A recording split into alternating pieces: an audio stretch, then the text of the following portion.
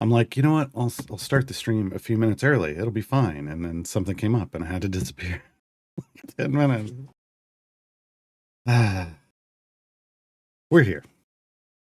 We're here.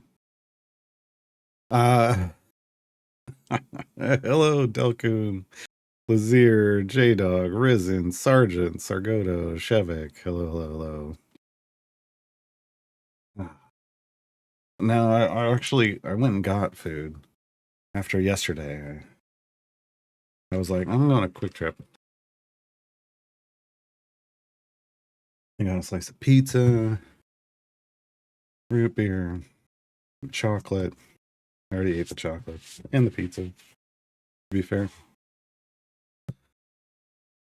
Hey, Idle Duck. All right. We are back with on the new account, Pick3, day 14. Yesterday was an odd day 13. I mean, it was in the background most of the time, but we did unlock Briv yesterday. We did unlock Split the Party. We have a background party. We have a Modron core. I totally, after my brain was so fried at the end of yesterday's stream that I totally forgot to set up Ishii in the background for cycling for winner takes all stacks. So honestly, I think what I want to do is kind of do the setup. I think the first thing I want to have today, so that I don't forget, is I want to set up Ishii to run overnight tonight, like or over the weekend, since tomorrow's Friday. Over the weekend, in a Mert free play, to get Curse Farmer. I don't have to be Curse Farmer. To get currency, gems, and her winner takes all stacks. So let's go through the setup process for this. So Renzo thanks his sidekick.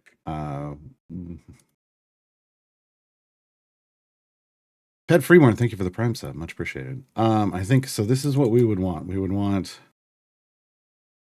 Here's the problem. We killed a bunch of stuff, and we don't have enough. There's. Okay, so we're gonna need 3 familiars on the field,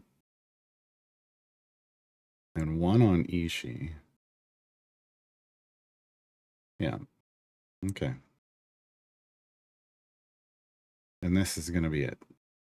So this is a unique setup. This is just gonna be for overnight. This is Ishii farm. Save. And we are in a Mert free play. So this should also be getting us, yeah, here we go. We're going to get beasts. So we'll get like 325 currency from this. Potentially. We'll get this one. We'll get this 600 from 250 gems probably before Monday. We should get this one, 850 gems from earning ruby coins. I could park a familiar on the ultimate. I do have familiar. Since this is going to be overnight, it's the only thing we're going to be doing. We could get this and we might be able to get this. That's a lot of currency for basically just AFKing overnight. Let's park a familiar on the ultimate. And then I'm going to save this again. Okay. So that's going to be, so this will be basically, now that I've done that, what I'll be able to do is I'll be able to go Ishii farm for Mert. Oh, flow into victory, enable automation. And then reset at 50. We should have no, yeah, I mean, we have so much damage. I'll just have it reset at 50. And she should then, because she'll be the only one in the party, she should then be able to get her winner takes all stacks super easily. She'll be the only one doing damage. She's going to be setting Bud. The simulation will be looking at her as the damage dealer as it kills bosses. Yeah. I just kind of want to make sure that we're getting to, yeah. So we get to 200 before area 5. Good. So she'll get here and she'll activate winner take all before we get to a boss. And so she should then burn through all of those. Using Bruner and Ishii? Well, here's what we can do. I can just put Bruner in. I can just put Bruner in like this as a meat shield and not put a familiar on him. Or I can actually just, since I do have another familiar to spare here because I have 6, but if I only had 5, I would just put, actually I don't even need 3 on the field, honestly. I could do this. It just, when it's simulating, I only need 1. I put the 3 out there just to pick up the gold.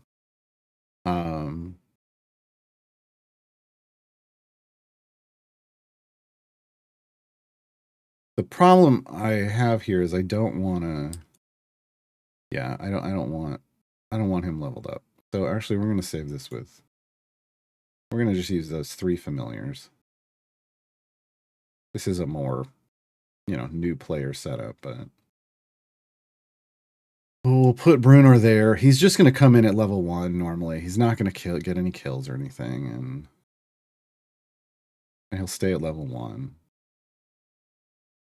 because he auto loads in.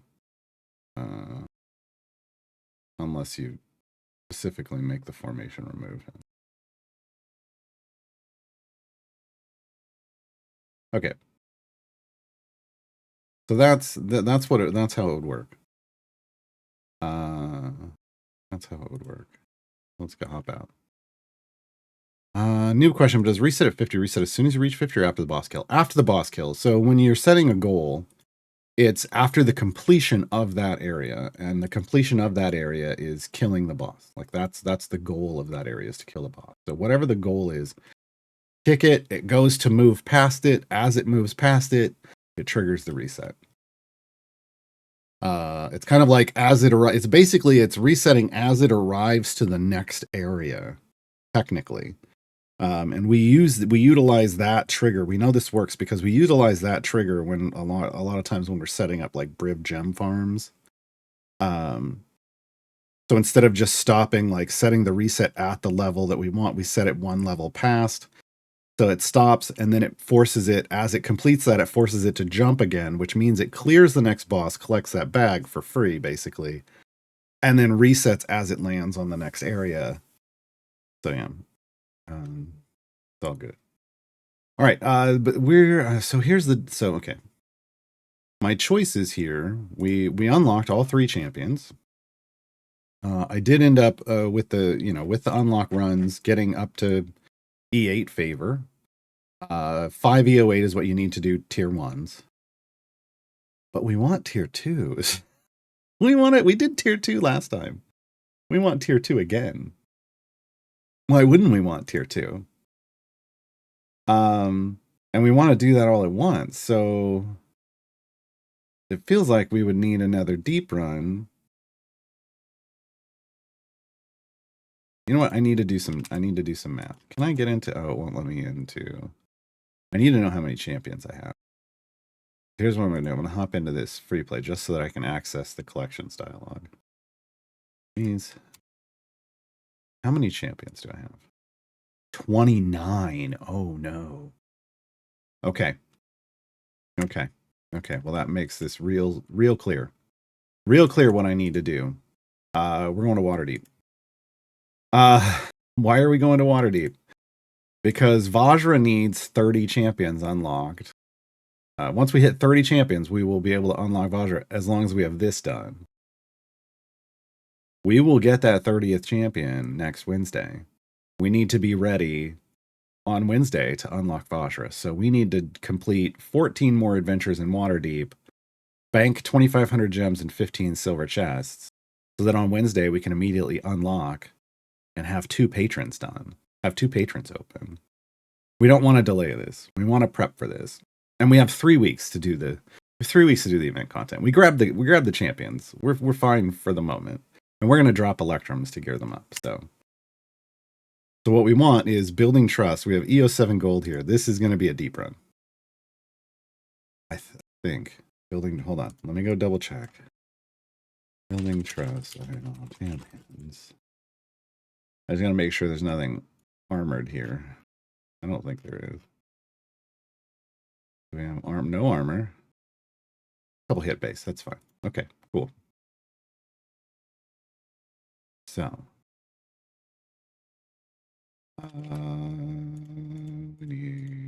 I need music. Sit in silence. Just kidding.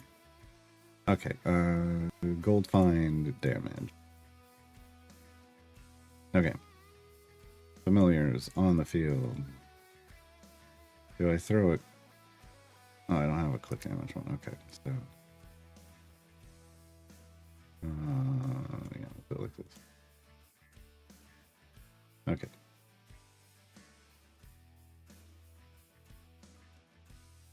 Yeah, we just don't have any favor here yet. So this is, we really need it. We really need it. Okay. I'm putting Calliope within 2 of Nayeli to shield. Obviously we got buffs and heals here. In case you're wondering about placement. Like why it mattered. I moved it. Survivable enough state to do that now. Okay. Alright. Cruising right along. We're gonna be doing this a while. Alright. If you win the Dev Insights draw, which account would you use it on? Oh, I never enter.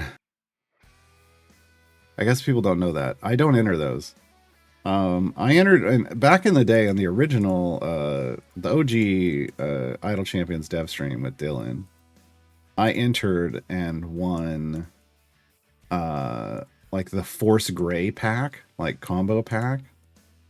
And everyone instantly in chat was like, rigged, rigged. And I was like, it wasn't, but, and I'll take the free stuff.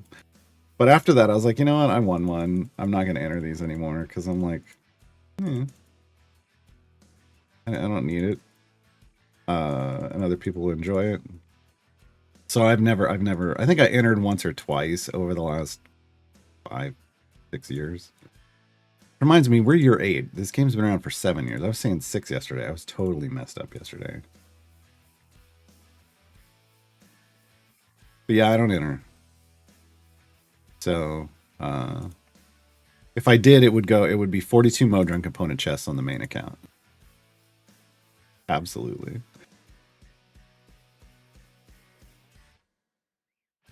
Just having him having Bruner in makes Ishii attack much faster. Sure, because I think Ishii's base attack speed is 6 and his is 4, so Ishii goes to 4. Yeah, that makes sense.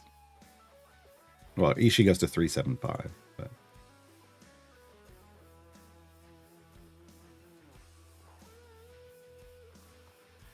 Is it worth pushing for tier 2 Grim Consequences? I went for it, but I'm slowing down. I'm afraid it will take ages. I'm 192 to 250 now. If you're slowing down at 192, you're probably not going to make it. Grim Consequences.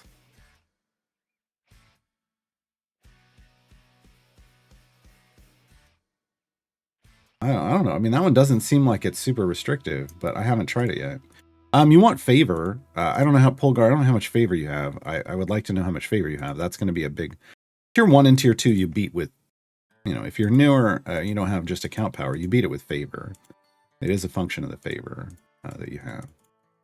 So there is kind of a, you know, there's a power check there. You can overcome Tier 1 and Tier 2 with favor. If you're slowing down at 192, that tells me maybe your favor isn't high enough, but until you tell me what it is, I won't know. Theoretically, you get Okori as the 30th gem. No. No. You have to basically do the majority of Waterdeep to unlock Okori. I know this from experience. We would not get through that many variants before we could just flex somebody on Wednesday.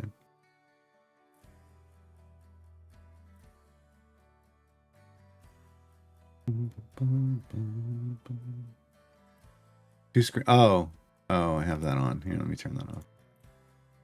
That was for yesterday when I was running 3 accounts at once. We had 2 of them up.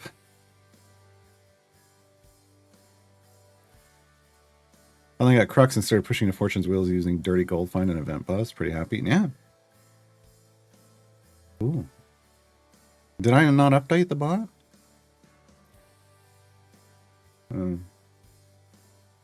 Blame it on J-Dog.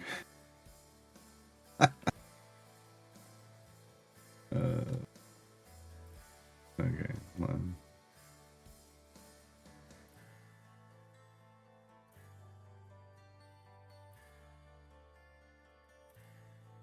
Okay, the bot's fixed.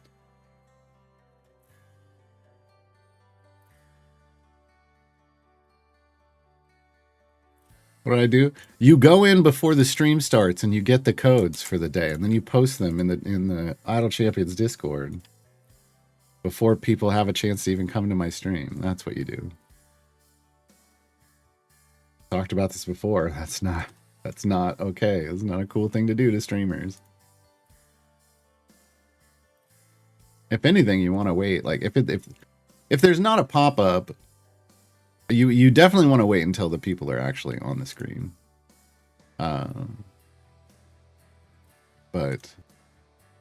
if it's one where there's an in-game pop-up, you definitely don't want to do it right away. You want to let people come into the game instead of just being like, oh, well, I already got that. I don't have to go over there.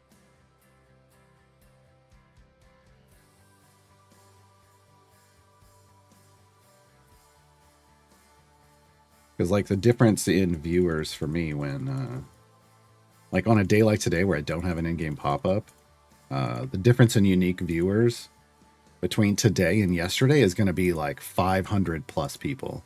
And they may not stick around, but they're here for a little while, and they might. You never know. It doesn't work that way. I wish it did. The in-game pop-up is far more effective, and people won't click the in-game pop-up if they already got the code from you putting in the Discord channel. On a day like today, then yeah, the link is the only thing that's going to bring them here. But on the days with in-game pop-ups, you don't do that.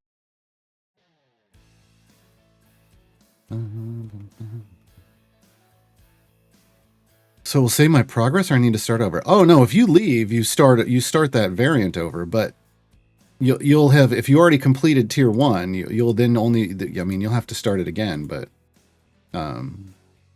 there's nothing, it's not helpful for you to stay in it. Like if you're having a rough time in an adventure or variant and you don't want to stay in it, like if you know you're 50 plus areas away, you can't complete, that's probably a non-completion thing. No, you shouldn't even do the other tier 1s. If you don't have any favor, you shouldn't even be doing the tier 1s, honestly. You're carrying yourself through the tier 1s on the power of your champions. What you need to do is go get favor. You need to do a free play and do a deep favor run. Like tier 1, you don't even want to do tier 1 unless you have 5 EO8 favor, which would make all of the variants show as green or easy. But tier 2, you're going to want more. How much more? I don't know, but it definitely needs to be more than E8 or E10. So I don't know. Yeah, if your favor's next to nothing, you're overpowering it with your champions, and you're making it more difficult for yourself when it could be super easy. And so you don't want to hang out. You don't want to sit in that thing, because then you're just wasting time. Because you're never, like, the way this game scales, it's actually better to, if you don't have favor and a run is gonna give you favor, it's better to stop the run when you slow down, and then, like, when you kind of start to hit a soft wall, if you've gotten a lot more favor than you had before, then start over and you'll push faster, faster,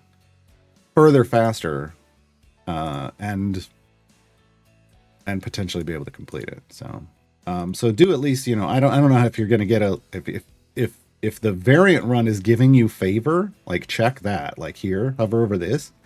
And if you're getting an increase in the event favor, you definitely went into that variant too early.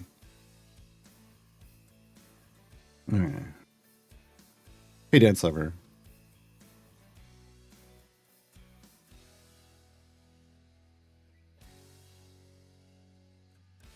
my opinion on scripted Briv gem farming. It's not a thing I would do. I don't. Here's the thing. It's a single player game. You do what you want to do. But the second you start kind of scripting in this game, you're playing a different game than everybody else is. And then there's a lot of people in the Discord that basically, they spread misinformation. I don't know if it's a conscious, I think it's probably an unconscious thing, because they don't understand that they've changed the game so much by scripting that their advice to other people is flawed in a heavy way.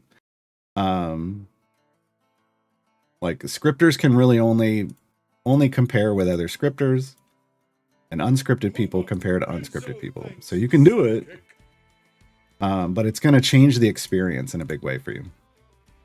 It's totally like the CNE doesn't care, but they don't actively support it, or they say they don't actively support it, but then there's like a Discord channel for it in the official Discord, which means they do actively support it. They're just not going to talk about it, and they're not going to let you talk anywhere other than that one Discord channel. But here's the thing. For me, I played an idle game I played before this. I played and enjoyed for a long time. And then someone introduced me to scripts for that game. And I was like, oh, I can do this while I'm working, and I don't have to like constantly keep it. I can leave it running like overnight.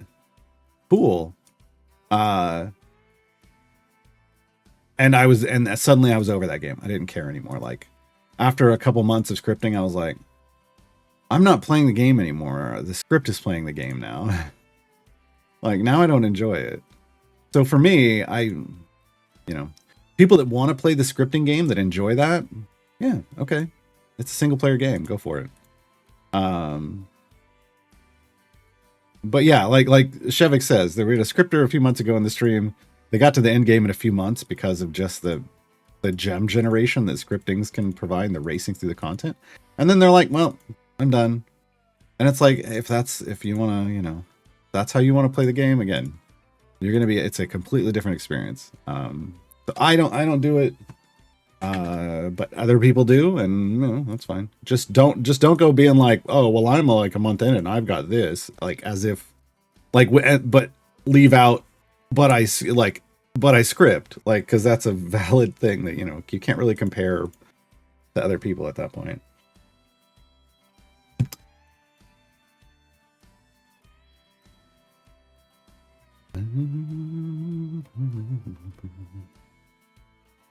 Yeah, I'm not, I don't have any information for you on scripting other than that it exists, and you can find more information in the official Discord in the scripting channel, but you're not supposed to talk about it outside of there. Really not even on the subreddit, only in that channel. But I have no information about that. Dance Lover, you've been subbed. Courtesy of Delcoon.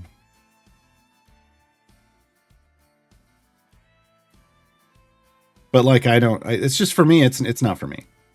So it's like, and I just want to make sure that when people are coming in here and trying to answer questions, that they're answering it.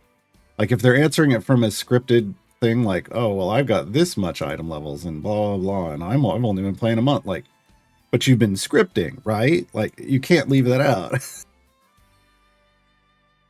Yeah. You're welcome, Moro. I'm so fried. Yesterday I was so fried, so I don't remember what I said.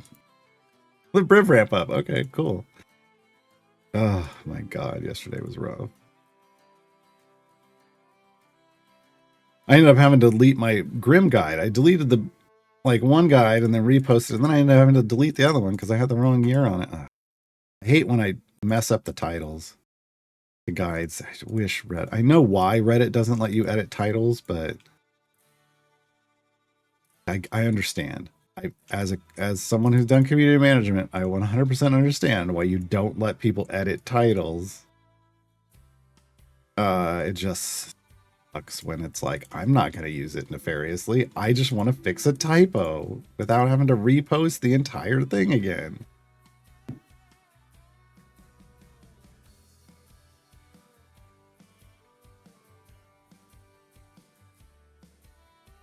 It was a pretty entertaining stream, to be fair.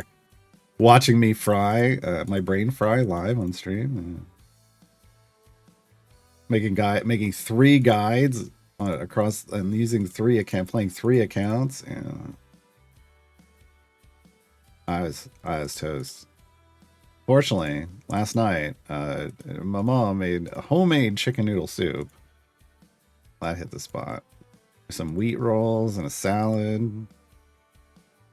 And then we've been watching last year's 24 Hours of Le Mans. No spoilers, because we haven't finished yet. I think we finished tonight. So I was watching Le Mans. Watching endurance racing. We'll finish the 24 Hours of Le Mans tonight. We're watching like 3 hours every night. Just in time to watch F1 Japan tomorrow. Yeah, tomorrow. Thursday, yeah.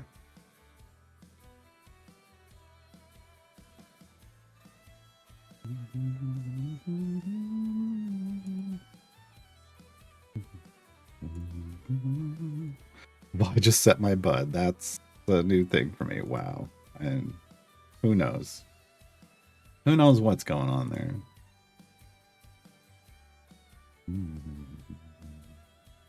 All right, we're already up to EO 6 favor. And remember, we were at EO 7 here. So that favor multiplier is already meaning we're getting a lot more, earning a lot more favor. We should get a decent run out of this. I'm hoping EO 7, it would be really nice to hit E15. I don't know if that's going to happen. I probably shouldn't. We're going to have to shuffle her hand. Probably should have picked moon cards for Eliwick, but still in that give me more gems mode.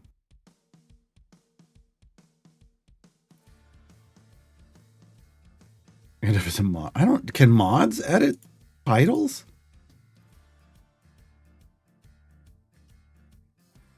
Also, no, I won't moderate for free. They'd have to pay me. I don't do my job for free. I've literally been a paid moderator. I won't volunteer moderate anywhere.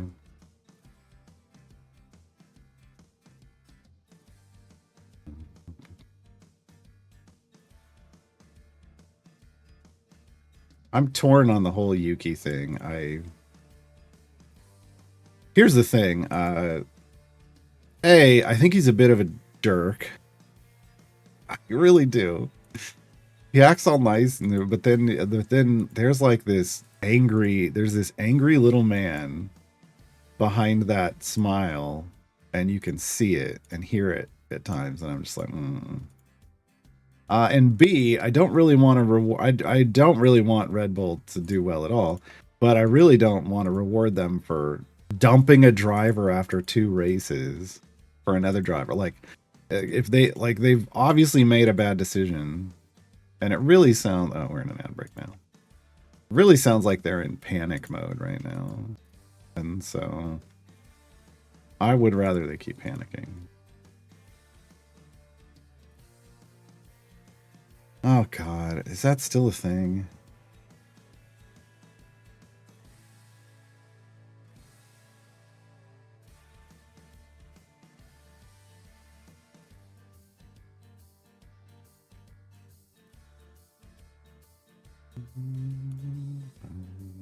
Wait, why do I have? I don't. Why is Reddit telling me to go look at my own comment? I made it. I don't need to go look at it.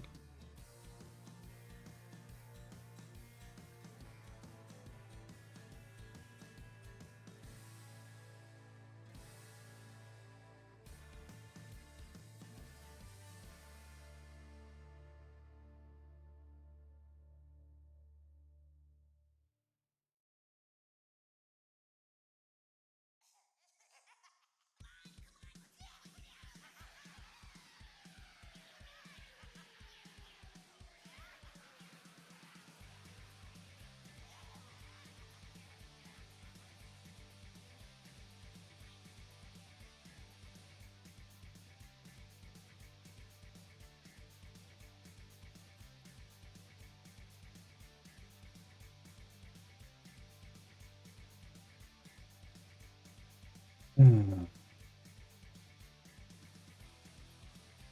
back. Anyway, Chevik, what I was saying when we went in an ad break was that I feel like Red Bull's in panic mode and I don't want to reward them. I'd rather they stay in panic mode.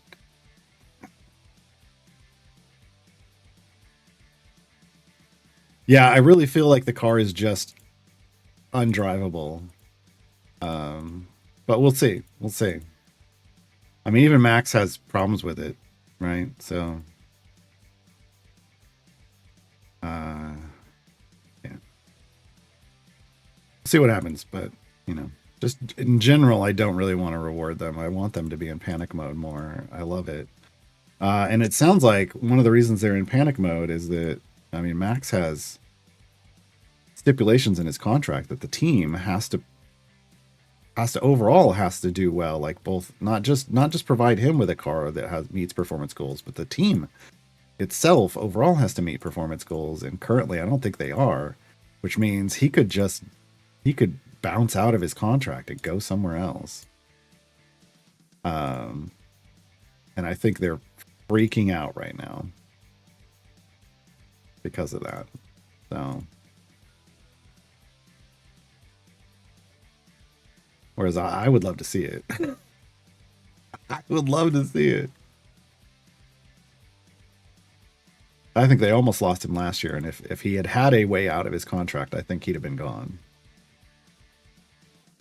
Uh, and I think this year it's more like they're seeing more of the we've given him a way out of his contract because we haven't given him a driver that can back him up. Uh, and now I think they're just panicking. We have stuff to do. We need to gear up champions. We need to save 15 silvers. We can open these. Ooh, I've got my first Modron chest to open. But we need to gear up Beetle Grim and Briv with Electrums. So here we go. We got 103 of these. I'm just gonna start opening. I like these greens that I'm seeing. Prefer the greens to the whites. Oh, we're not gonna get whites because they auto geared whites. Oh, perfect. So we're just looking for lots of greens. Where would I want Max to go? Don't care. I don't really like Max. I don't care where he goes. I just don't want him on Red Bull. I just want to see Red Bull drive into the ground. I don't like I don't like uh I don't like the guy so much that I can't remember his name. The whoever the main guy is at Red Bull, the head guy, what's his name? Christian Horner. I hate that guy. I want to see him fail. He deserves to fail. He really deserves to fail. He is just an hole of immense proportions, and I don't like seeing assholes succeed. Like how I didn't say the word, and then the second time I'm like, oh, I'm just gonna say it.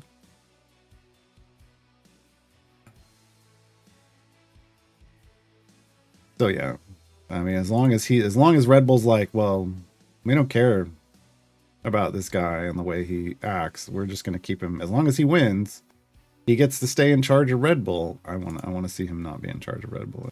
I want to see them just nosedive. But that's me. That's me. Totally fine if people like Red. I'm never gonna. Ooh, we got a shiny out of an Electrum.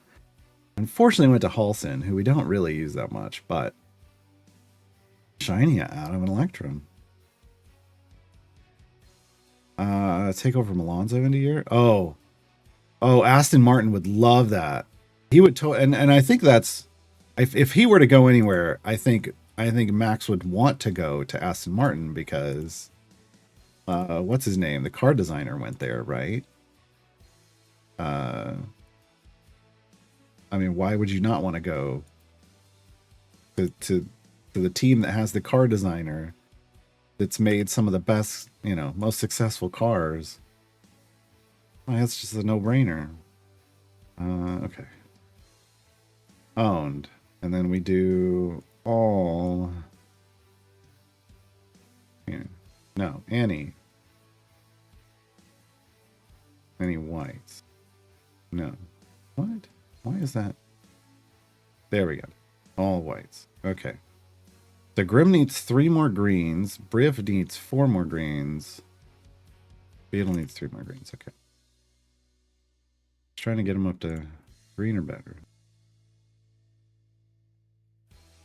Adrian Newey. Yes, that's it. I just could not remember his name. Briv just got a blue on his health item. That's actually solid, since when we use him, we'll be using him as a tank.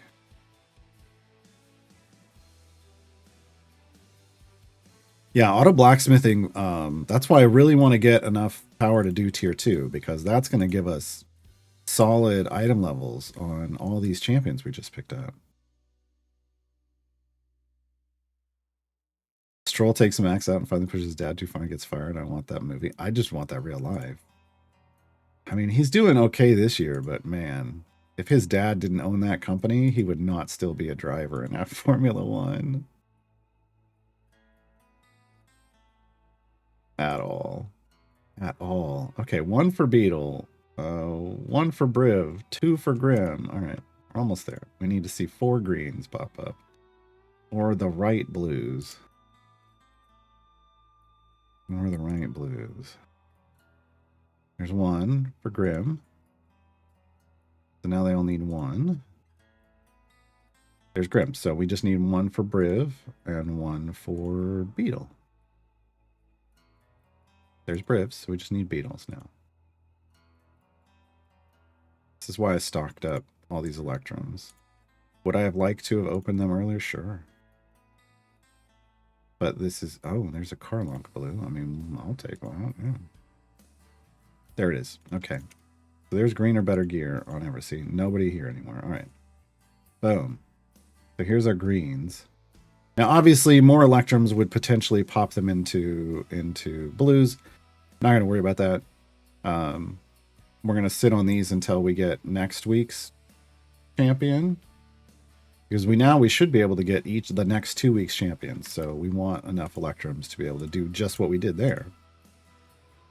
Do just what we did there. So I'm going to hold on to that. That got us a bunch of gems as well. Because those Electrums give gems. We can open the golds. Oh, hey. Put this back up. We lost so much progress by unlocking more champions. That's down to 77. And a speed potion. That was a double winner. Okay. All right. Pipe game. I mean... That's not useful for us at the moment. But that will be useful in the future. First Modron chest. We get a 2-in, 2-out directed cross. I immediately was like, wait, with the layout? No, I don't think it's going to be useful. Oh, actually, it might be. It actually might be. We now need the directed T's. The right directed T's to fit that. So we'll be chasing those. We got a couple undirected cross pieces. I don't hate that at all. Got some directed T. This is the worst. This is not going to help. Neither is that. So yeah, I'm going to be real finicky about this. That one's helpful. That's one of the ones we needed. That's one of the ones we needed. That is not. Like I already know what I need. And there's another undirected T. Wow. Wild. Okay. Okay. What's the best way to get stacks of steel bones for Briv's Divine Patience achievement? Hit my guide to Briv. And if you scroll down under achievements, there is an explanation of the fastest way to do it. It's actually using his one of his variants here. Nerves of Steel. Normal enemies move 10 times faster and attack 3 times faster.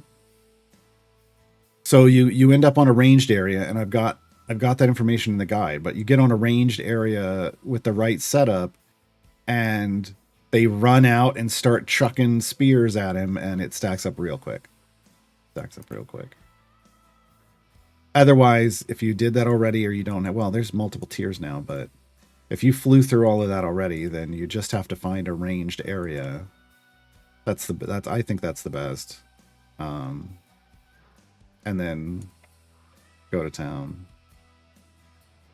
But check my guide for the setup. There's a GIF. There's a link to a GIF in there that shows me tanking tons. And once it takes a little bit to set up, but then it's so fast once you do. Lance Stroll is well, no wait, are they both Lance Stroll? Stroll is taking Nepo Baby to an all new level. I mean, he's taking it to the level of F1, right? Which is a whole new level, I guess. What are these? Those were pipes for the pipe game. So we unlocked our first Modron core. And so you need to get pipes to play the pipe game.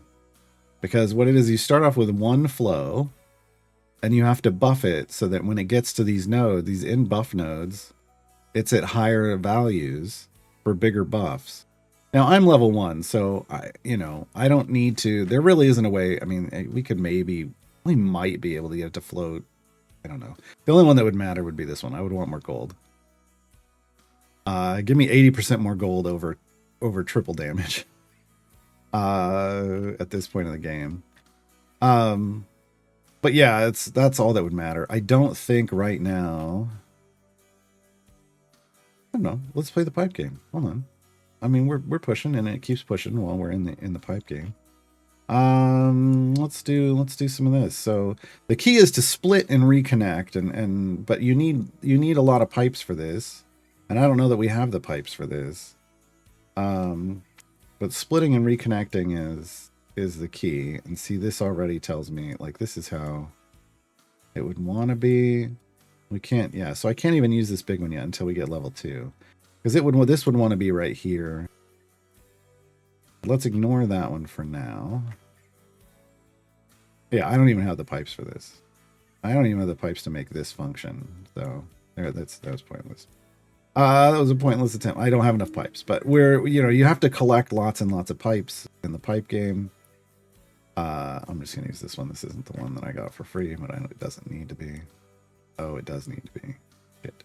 No, it's fine. It's fine. I can use this one.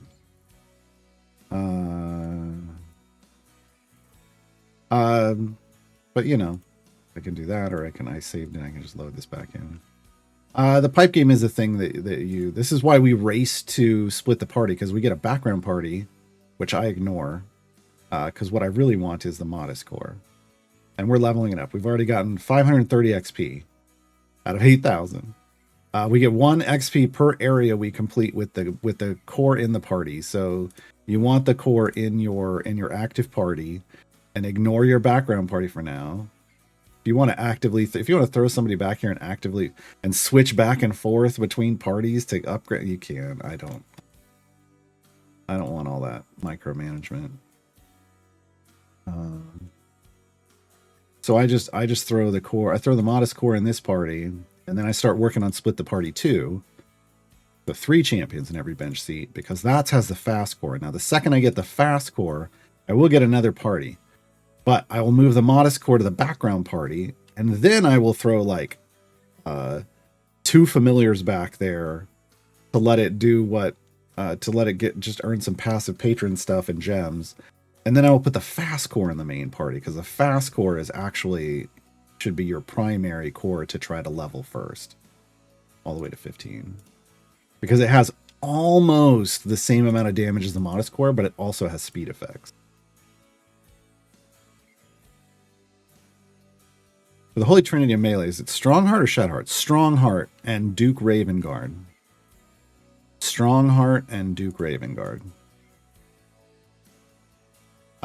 So the thing about Strongheart... God, I wish I could demonstrate. The thing about Strongheart is he has an ability called Righteous Might, where every time he crits, he adds a stack of a buff to everyone adjacent to him, as well as a stack of attack speed reduction. It's to himself and to everyone adjacent. So every time he crits, he and everybody that he's buffing start attacking faster, which means they potentially have more crits, and he gets more buffs, and the buff stacks multiplicatively. while the attack speed reduction stacks additively because it's that's how it works. And so you pair that with Duke Ravengard, whose middle specialization ramps everyone's crit chance up. Every time you crit, you get an increased crit chance. And so you can get to 100% crit chance with Strongheart with that, which means every attack he's critting, which means every attack he's setting a stack of that buff up. So you get multiplicatively stacking buff with pre-stack multipliers. That's the OP way. Plus you get a ton of attack speed. So you're attacking, basically drops your attack speed down to, you can get it down to the animation speed cap for a champion. And then Duke Ravengard only buffs melee champions. So you then throw in a melee DPS, and that's the Holy Trinity. I started doing that with Karlach because that's when it came out. I had Karlach on my last year's new account, and Duke Ravengard was announced, and I was like, oh god, I need Strongheart to go with him and Karlach, and that's just going to be ridiculous. And it was. It was absolutely ridiculous. The things I pulled off in last year's new player account were because of the Holy Trinity. I mean, Karlach is a beast, absolutely, but you compare her with Strongheart and Duke Ravengard, and it's all over. It's all ogre now. But that would work with Ishii. The problem with Ishii is with those two is that Duke Ravengard and Strongheart are humans. Ishii doesn't. Ishii has a non-human preference. So instead, you go with Whittle, who's in seat 2, and you go with Alindra, who's in 6. Those two can do a similar thing about getting a champions next to them, like a champion in a specific spot to animation cap speed.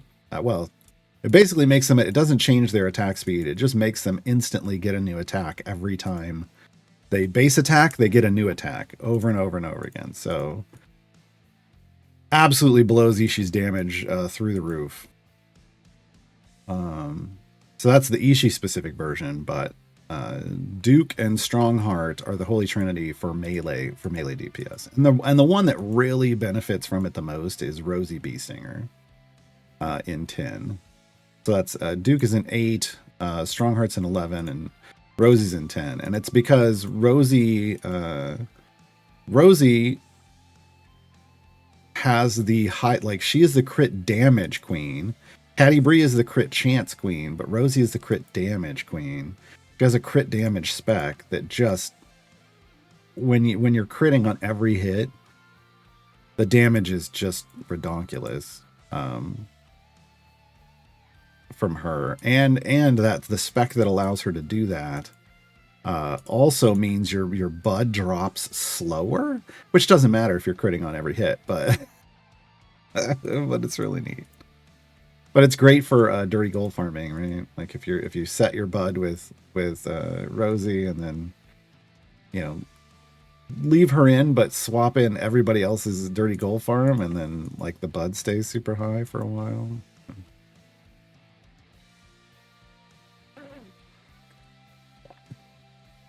All right, Harem.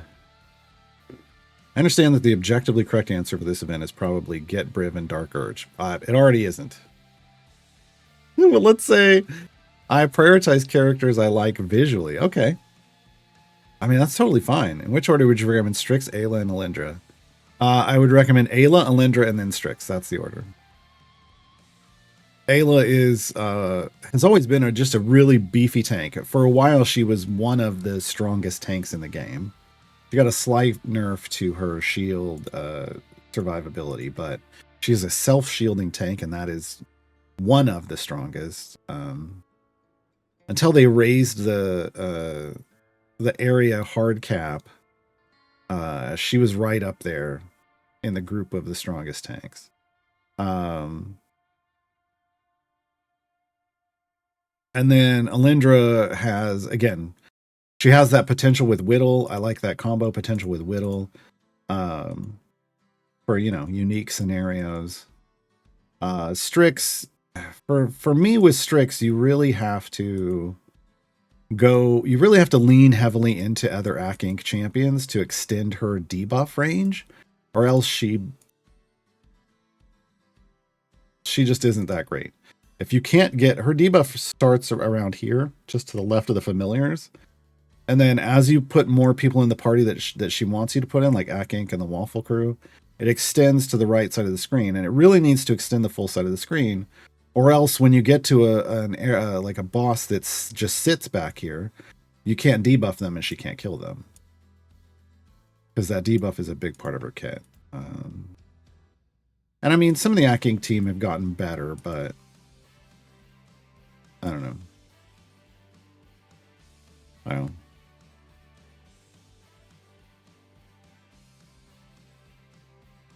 Duke is doubly fun because he also plays very nicely with Will. I never use him with his son. Yeah.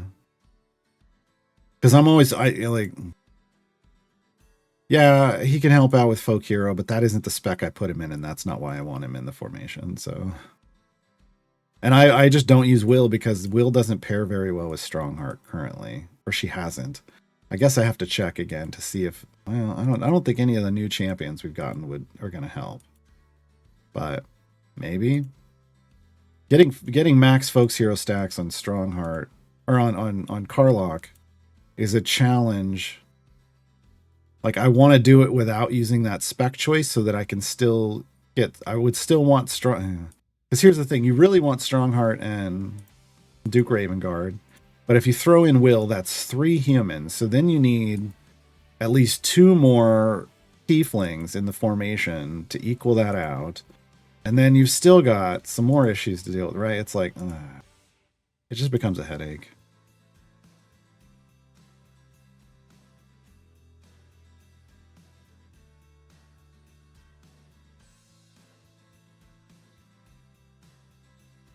Yeah, I mean, with those 3, you can kind of pick them in whatever order you want, but you asked my opinion, that's my opinion.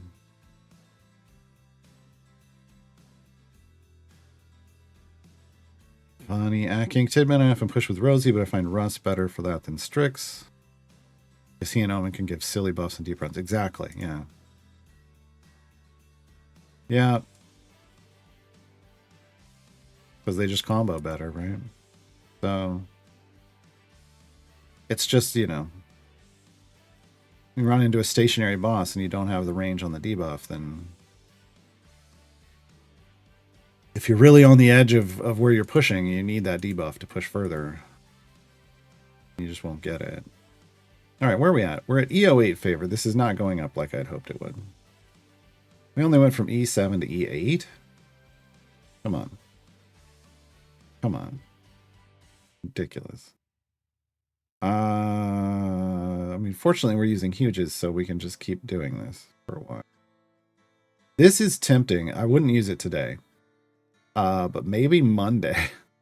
Maybe Monday we pop the legendary potion of speed. We got a free one. We got a free one for server issues, right? How many of these do I need? I need 2,500, so I could spend 500. I could buy a gold chest. Oh, weekly offers. I rolled back a day. Is it supposed to be Wednesday? They're like, it won't shift anymore.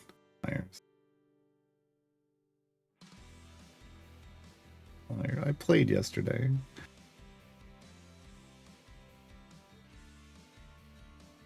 I don't want any of this stuff. Okay. Didn't even get something for free. Rude. Alright. Pushing the speed. Take that. I need to be upgrading efficiently. We're not. I'm not doing that. This is gonna be a weird pushing formation because Eliwick's not supposed to be up front tanking. But I can't move this back while we have Niali here, but when we get to our wall, I'm going to test swapping in Briv, even in greens, because we'll be able to, our formation will be more flexible. I might be testing Dragonbait too. Briv and Dragonbait up here change the way we build this formation. That could be a good thing.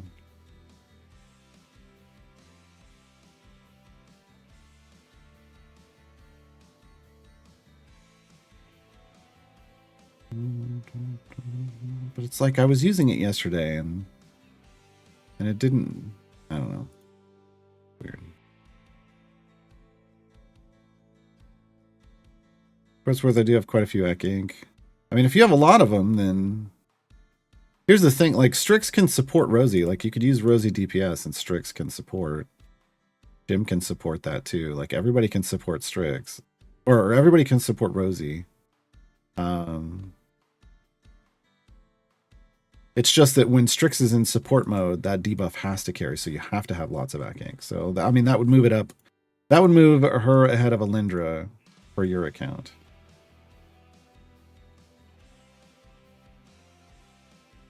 Or if you're using you're using Jim DPS instead of Rosie, then Rosie just sits on the bench, but she's not a support. But you could Strix support Jim. Strix would hate that, but canonically.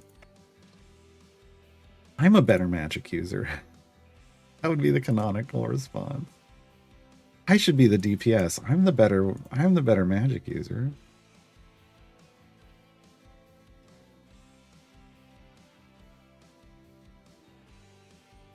But yeah, ultimately just, figure out what's important to you and choose that.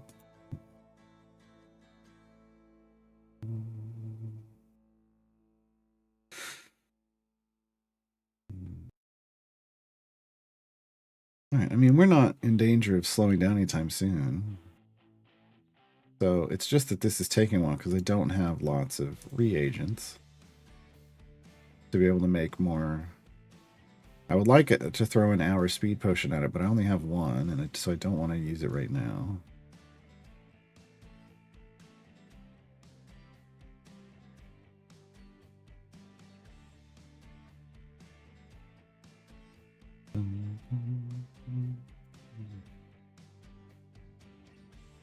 Jim is flasher though, and that counts for something. In my Strix voice. Whatever. Whatever.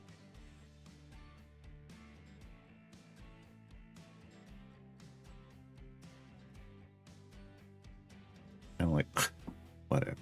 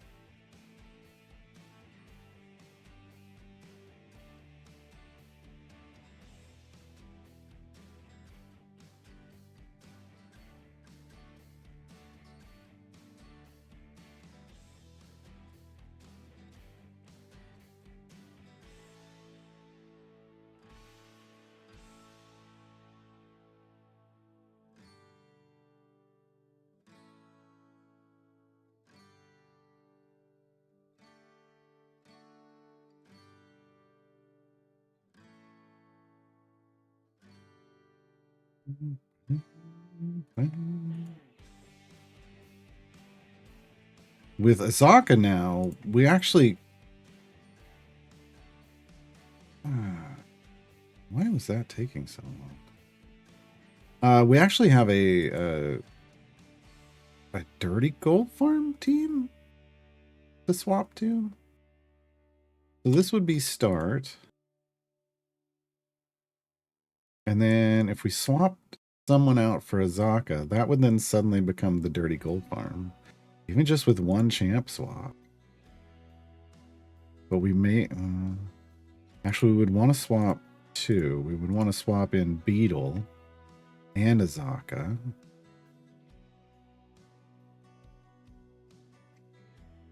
Beetle's got that gold find thing too. Then where do we put Azaka? Maybe for Ashara?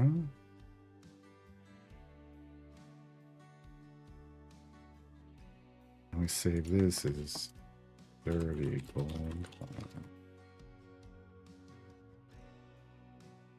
And now, so now I can demonstrate. So we have them hotkeyed. So save formation 1 is the bud setting formation, and then save formation 2 is the gold find. We're at what, E11 gold find versus it doesn't change much. God dang it.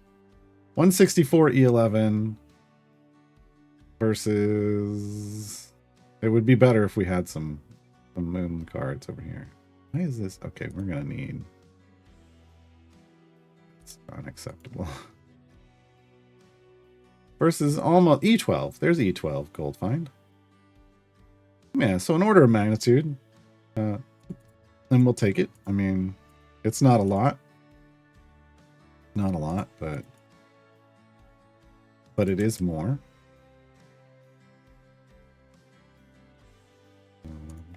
So what you do is you just swap, you set the bud with the first team, and then you swap over to the second team.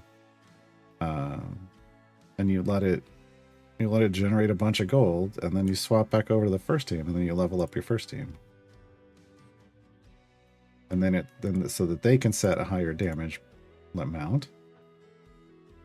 And then you swap back to the gold find team, and then you can level up gold find people. Okay, let's see. What do we got over here? All gold found. See, there. Let's do that. That's already going to help a little bit. Not a whole lot, but I'll take it. But ideally, you end up with a vastly different team. So this would technically be... I should really rename this. This should be speed. I can freaking type. This should be speed. We'll want in 2, we'll want a pushing team. And then in 3, we want gold find. And as you collect champions throughout your throughout the game, if you have someone that's a better gold find, you swap them into the dirty gold farm. And if you have more speed champions, you put them here, and then all your pushing champions go here. And we'll figure out at the end of this run what our pushing formation is. And now, in Dragon Heist, we'll have all 3 teams, and we can start developing those 3 teams.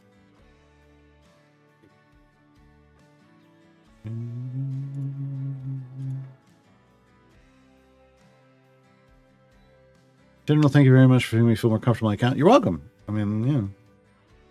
Kind of all of my guides and stuff are about, and the streams are about trying to help people enjoy the game more. I mean, the game has its flaws, and I can list them all off for you. And sometimes I do in a Gara rant. But ultimately, we're here to try to... All games are flawed, and you can find fun in games even with the flaws, right? Recently beat Split the Party 2, got Zerial, got the gem farm up, nice. Doesn't have to be fancy. As long as it's, generating gems when you're AFK or whatever,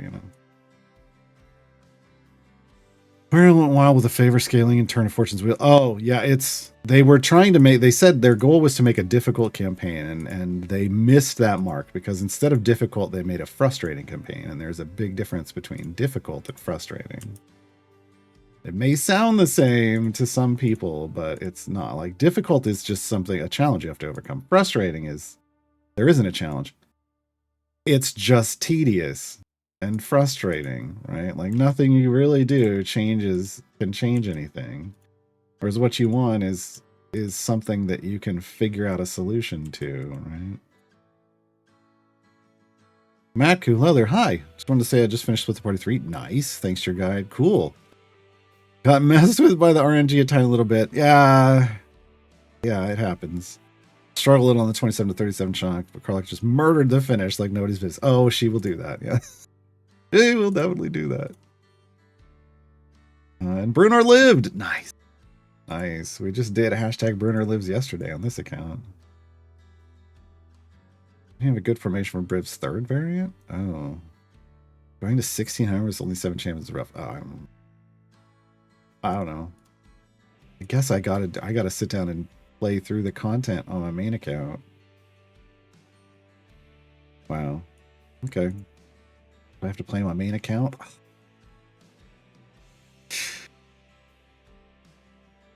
I was thinking maybe tomorrow we play my main account, as odd as that is, like, instead of playing this account. But usually we try to play a different game, but I do need to play that main account. Get it some event progress. How are we doing? We're up to E10 favor. Damage is still, we're still E20 over on damage, so we're doing real good.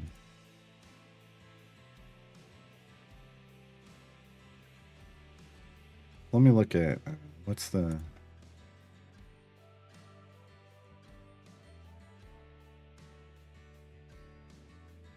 Oh, it's the card.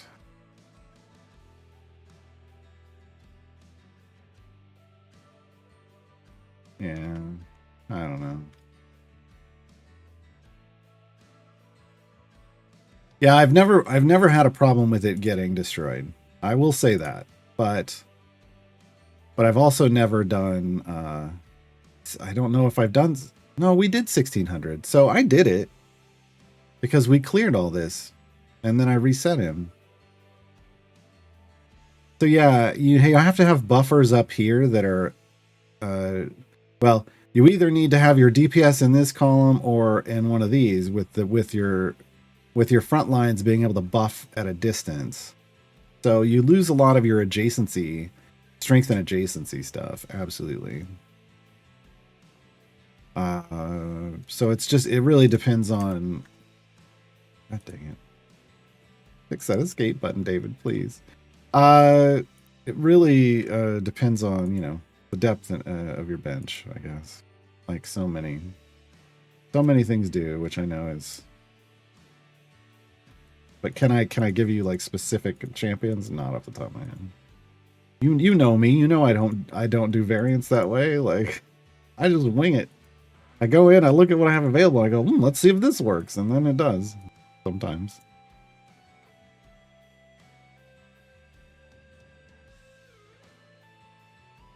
I mean, I can tell you this much: Krydle is pretty solid there, right? Because, and then you put your DPS in the back. You could run Myria, you could run Krydle and Myria in the front, and nothing's really going to get through that. And then you Valentine adjacent to Myria to transmit that to your DPS all the way in the back. But then you don't get a lot of, wouldn't get a lot of buffs on Valentine. I don't know. I mean, yeah. So there's a lot of trade-offs, right? Or you can just, I mean, it's only 1600. You can Briv that up front.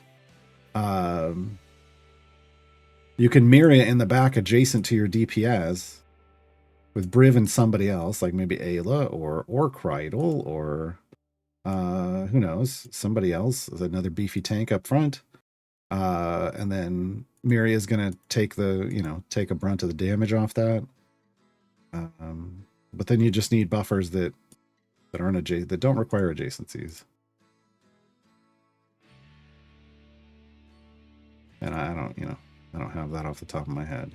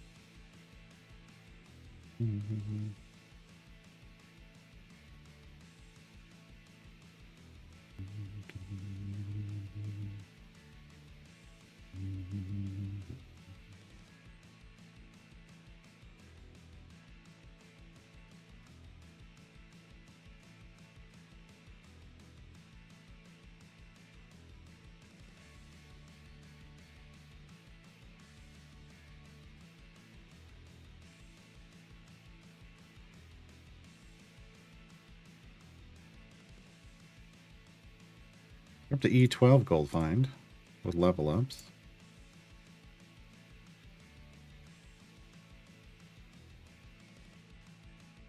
I'm loving these gems, but I really should try to shuffle for gold find. I mean, this is a favor run.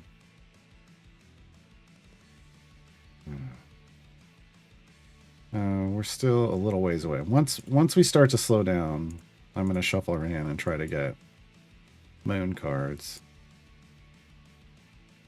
They'll be far more helpful. Far more helpful.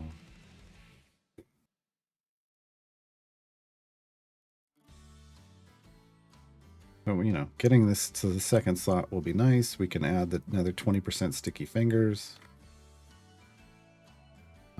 It's only currently... I mean, it's dropping gold. It's just not dropping a lot of gold.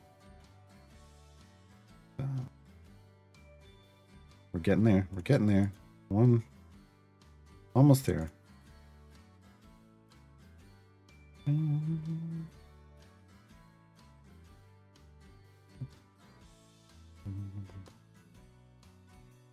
But our goal here is to grab a bunch of favor, race through this, do like one more deep favor push later.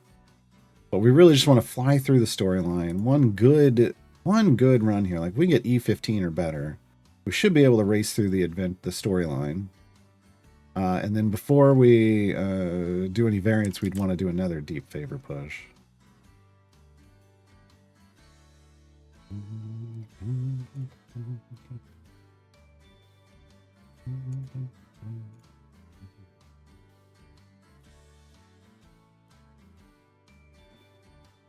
As minimal as it is, I do like that we're now getting into the flow of swapping teams.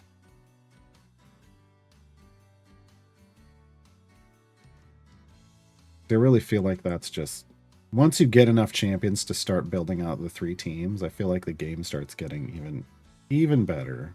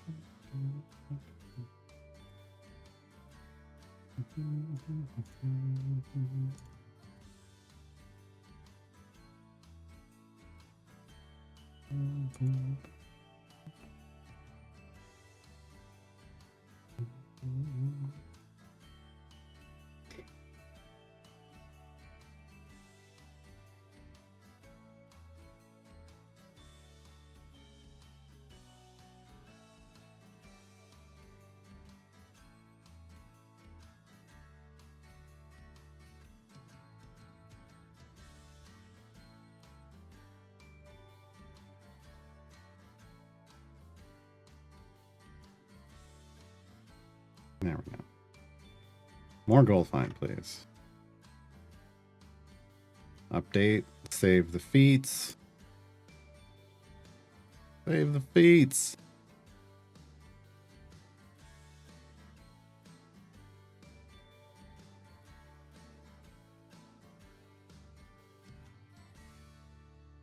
A bit of a slow at the moment. Any suggestions? I mean, this is going to be slow because we're pushing deep on an account that doesn't have a lot of speed champions. So, any suggestions now that I hit my 4-jump briv on finding the appropriate wall? Oof. Already done some reading on trigger heroes, etc., but it doesn't seem to be good. Like, this is a rough idea how to best find your building point, from what I read. Yeah, that's kind of one of the downsides of a lot of guides. So it's a combination of things.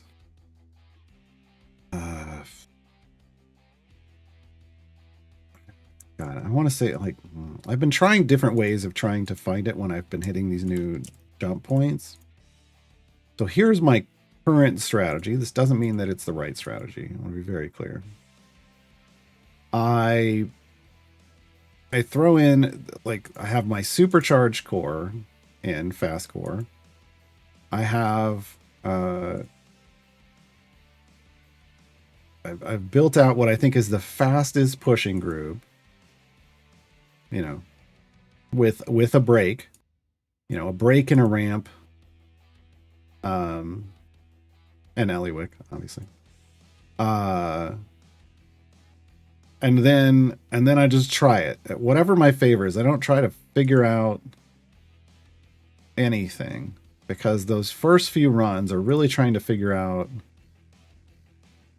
like, where does my click my click damage stop killing things, because I'd still do the click damage method. Where does my click damage stop killing things versus where does this powered formation stop killing things? And I put in, speed feats, and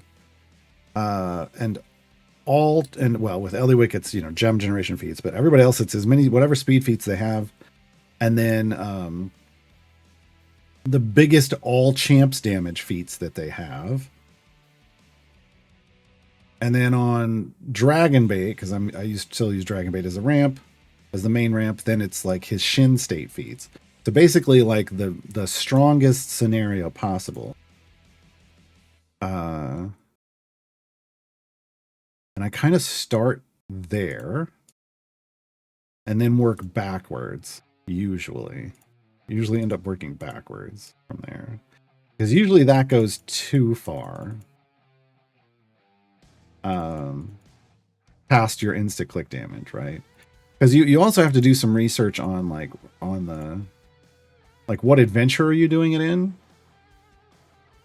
So a 4-jump Briv is like Everlasting Rhyme with a Zaka is one place. There's that place in what's the Sword Coast? Is it Vecna Lives? Somebody in chat can remind me. I don't remember. There's one of those, and then some people are having a lot of luck with Roots of Loom Lurch. Even though that's not normally place you'd 4-jump Briv. And so you try to figure out like what break am I using, if you're using one at all. People are going, or I think some people are going breakless in Roots of Loom Lurch. But the others need a break. So like where is the right end point for your break based off like the groupings of either enemies or indoors outdoors. If your break is Azaka, if it's undead with Neris, it's where does that run end? So you can figure out what your landing zone is. And you want to find the landing zone that's past your insta-click kill point, far enough that clicks aren't going to determine, like you can't accidentally click too much and work through that with click damage, so that you're really depending on hitting the enraged state with the enemies, 100 enemies, and Dragon Bait kicking in to put you over the top, clear the area, and send you back, right? And the way you get back to that point, like, because it's usually there's click damages here, and then you end up like overshooting it. Maybe you might undershoot it, in which that's a whole other problem. But if you overshoot it, then you start bleeding damage out of your setup. And if you overshoot it by a little, you can bleed it out with feats, like adjusting feats, or even spec choices of champions. Like feats are the small, minute changes. Spec choices with champions can be some of the bigger changes. But then you also you can pull pipes out of, like, damage pipes out of your core. And if you were clicking too far, and like you were just past the perfect point, but you clicked through it, you can pull gold nodes out of your core to back up, right? Like all of these all of the nodes in your core are damage dials that go from 0 to 11, right? and you can manipulate all those, and then feats are switches that are on or off, and spec choices are on or off, and then placement of the champion and the formation can change the damage coming out of a spec or off a buff. So all of that are things that you can manipulate when you're trying to get that to tune into that perfect loop. One other thing to keep in mind is if you're using Thalora, favor then is then another dial, right? Favor becomes another dial that you're using because she's going to determine, where she rushes to is going to determine where you then jump to. So if you're on a 4 jump, she needs your favor for the campaign you're in needs to end at like on a 1 or a 6, I believe is correct, so that she's landing you just like you would start on a 1 or a 6, so that you're ending up in the right place. The Thalora adds some complication to it, but is worth it. Figuring it out without Thalora first might be more helpful, so that you get an understanding of how the 4 jump Briv works and how to figure out your wall, and then adjusting for the Thalora. And you can either do a deep favor run to add more favor to bring you up to a better place, or a lot of people now, that used to be the only thing people considered. Now people are bleeding favor out to come down to a lower landing zone. Because then a lower landing zone means less time Briv is stacking, so more time in the loop.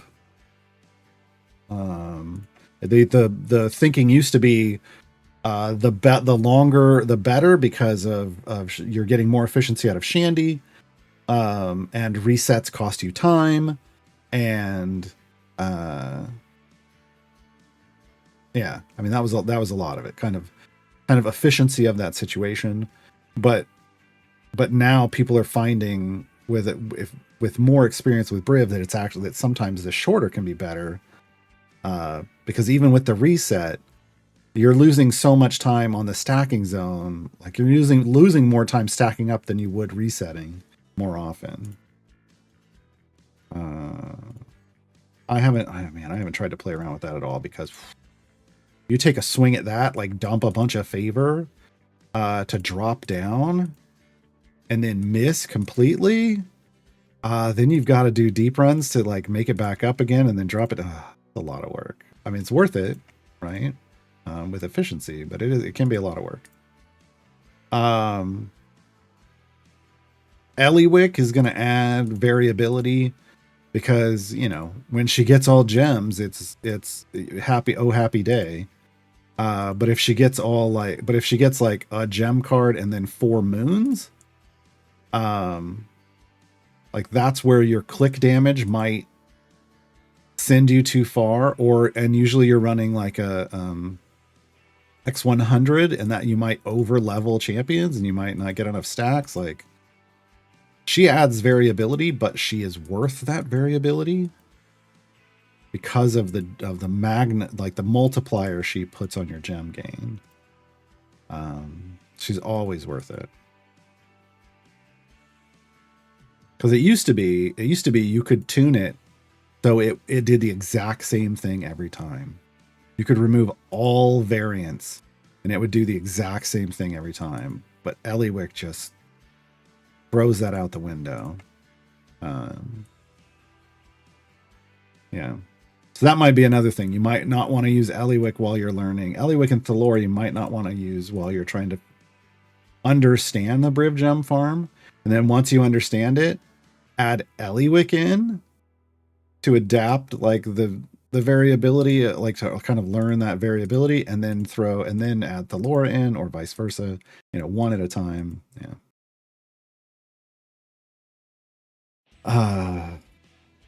Because what you don't want, like, you've got to figure out, there's the Briv Jump calculator that can tell you how many stacks you need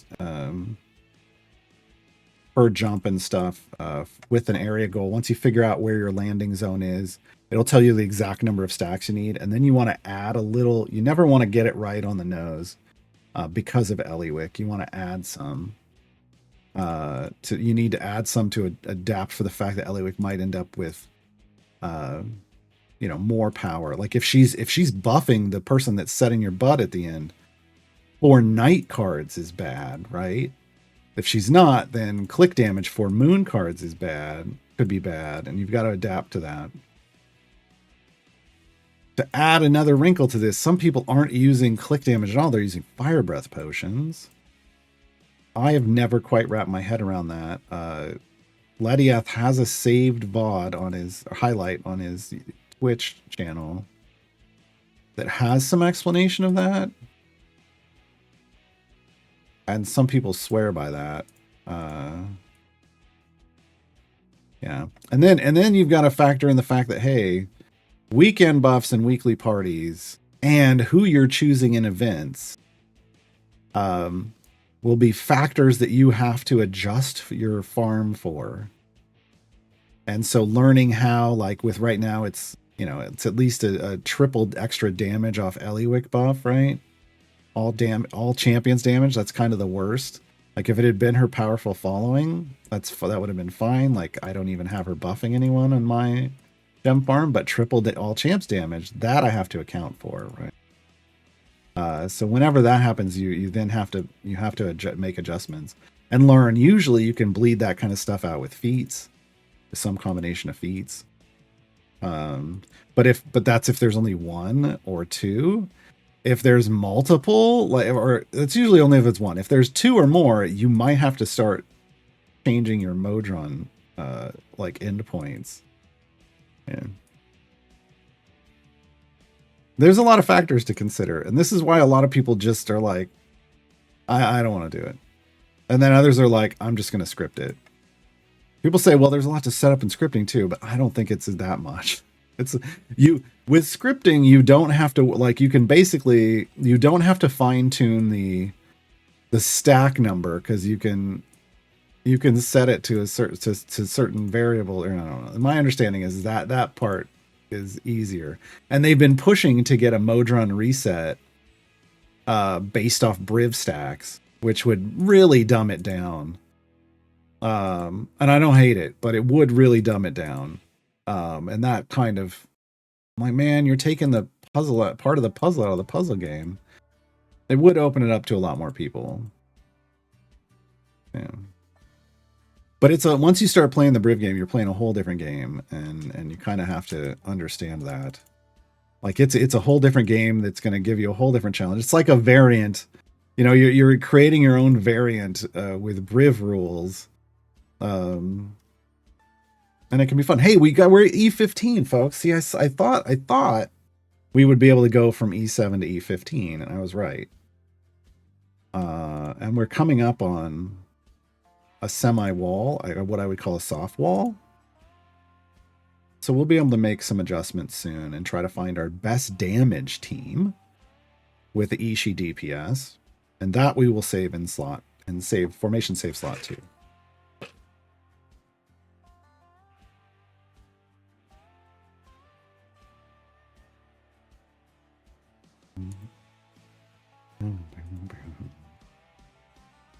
But expect, like, the first time I sat down in May and started tweaking a Briv Gem farm, for this was for probably a 1.5 jump. I was doing, like, because it was when I was trying to get to 4 the first time. I think I spent a good week of playtime, of active playtime, trying to tweak and adjust and get it dialed in perfectly, because doing a random jump Briv is a whole other challenge on top of that. There's other factors to consider. Yeah. So it took me a whole week to try to get that nailed down, and then when I got to 4 jump Briv, because back then we didn't have, there's no way, and there really isn't a way even now, to really stay at 2 or 3 unless you stop opening chests, and I wasn't going to do that. So I just kept doing I let the random thing go until I got to 4. Once I got to 4, then it was probably another week of okay, well, it was easier to set up, I will say, initially, but probably with all the tweaking that I did over time to optimize it, it was probably a good week. Like if I'd done it all at once, it would have been a good week of tweaking and adjusting again to dial it in. And again, my 4-jump Briv, I dialed into the point where with 10x speed, just 10x speed, not a gem hunter potion, I was getting 1,000,000 gems a day if I was running it overnight, which is solid. Pretty solid Briv. That's a pretty solid 4-jump. Non-scripted 4-jump. Thinking lately they should have a time-based mode on reset that would work for Briv stacking and potion use. It would. That would work too, yeah. I think, yeah, I think...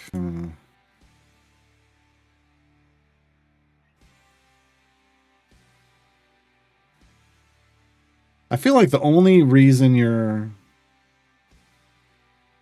you would need a time-based one is for Briv jumping, so you may as well just make it easy and have it be on stack values. Because if you're doing a regular gem farm, what you're really wanting to base it on is the stat count. The potions, they don't have to be as big of a deal. I feel like I like times. Like, I don't think you're worried about potion times so much as you are stat count. Getting the potions timed perfectly. Like you're gonna get to a point like where I am on my main account where I have endless potions even before the apothecary system, endless potions. So, I don't worry about that so much, but that's me. I'm not sure that time-based would help in other situations because you're not looping other than for gem farms or patron things, right? But you can figure that out, like how far do I have to go for time? Because it's still going to be a function of favor and your click damage. So the area goal is already there for that, it feels like. And for Briv, the stack is going to be easier. I'm pretty impressed that, like, just tooling with this, the amount of gems it's pulling in, yeah. 4-jump is hyper efficient. Like, there's really no need to go past 4-jump. It's just, you can earn more than enough power. Like, I was earning enough gems that I could get, all of my champions in an event. Like, I was running like pre-stack champions up to 1,000 average item levels. I had a level 300 floor that eventually was gonna end up being much higher for everybody, right? It's pretty ridiculous the amount of gems you pull in just at a 4-jump. Going beyond 4-jump is just kind of idle champions gem gluttony, like just straight up. Because once you get there, you're gonna generate so many item levels that the content then becomes non-challenging. And I understand that, which is why I'm going to actively limit, like how many. I'm not going to gem farm constantly. I'm not going to be chasing higher gem numbers. There's just no point. I will gem farm every now and then, but it's not going to become some. Oh, I'm going for the big numbers. Like, I will be done in the current state of the game at 9-jump. And I might actually at some point regret getting there. But the nice thing is, if I start generating too many gems, I can just stop gem farming. At 9-jump, I'm just going to start trying to knock out all the variants in the game. And then just, gem farm sometimes, but it's going to earn so many gems. A well-tuned 9-jump earns so many gems, it's absolutely unfair. Like, you can earn in a few hours what an 8-jump earns in a day. So weird, my Twitch on the PC isn't showing ads, but my TV Twitch is. I don't know how they determine that. Yeah. Bro, I'm not gonna lie, I've been watching for like an hour and I don't really play this game, and you're just so relaxing to listen to. James, thanks for hanging out. Yeah, I not the first time I've heard that. There are people that I think just tune in and then just chill, just hang out and don't even watch what I'm doing. To do audiobook voiceovers, I have heard that as well. I totally would. Hey, anybody who has an audiobook and wants to pay me to read their audiobook. I don't know if I'd be any good at it. There's a skill to reading audiobooks, right? I don't know. Maybe one day. Maybe in my free time I should do like Mars. The reason he has Storyteller Mars is his name is he used to read out of copyright books on streams. He would tell stories, right?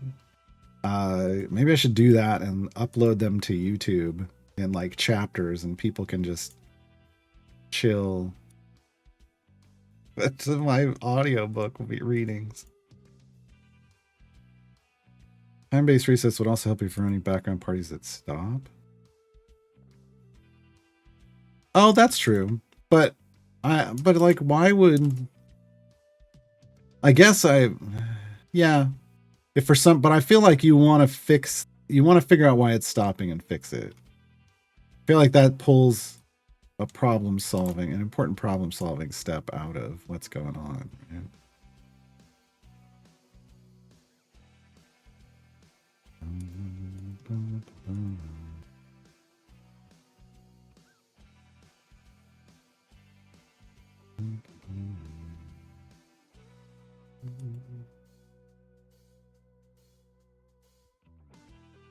I used to have I might still have it. I had a different mic that was specifically like a podcast mic, which would be way better for like reading stuff into. I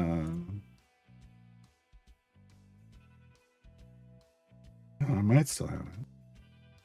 Couldn't use it I found out it was horrible for gaming because it's set on a stand, and even just it would pick up all the clicks from the keyboard, but also the vibrations of my hands hitting my desk, it would pick up that audio too. It's super sensitive. So it wasn't great for gaming. For streaming, I should say.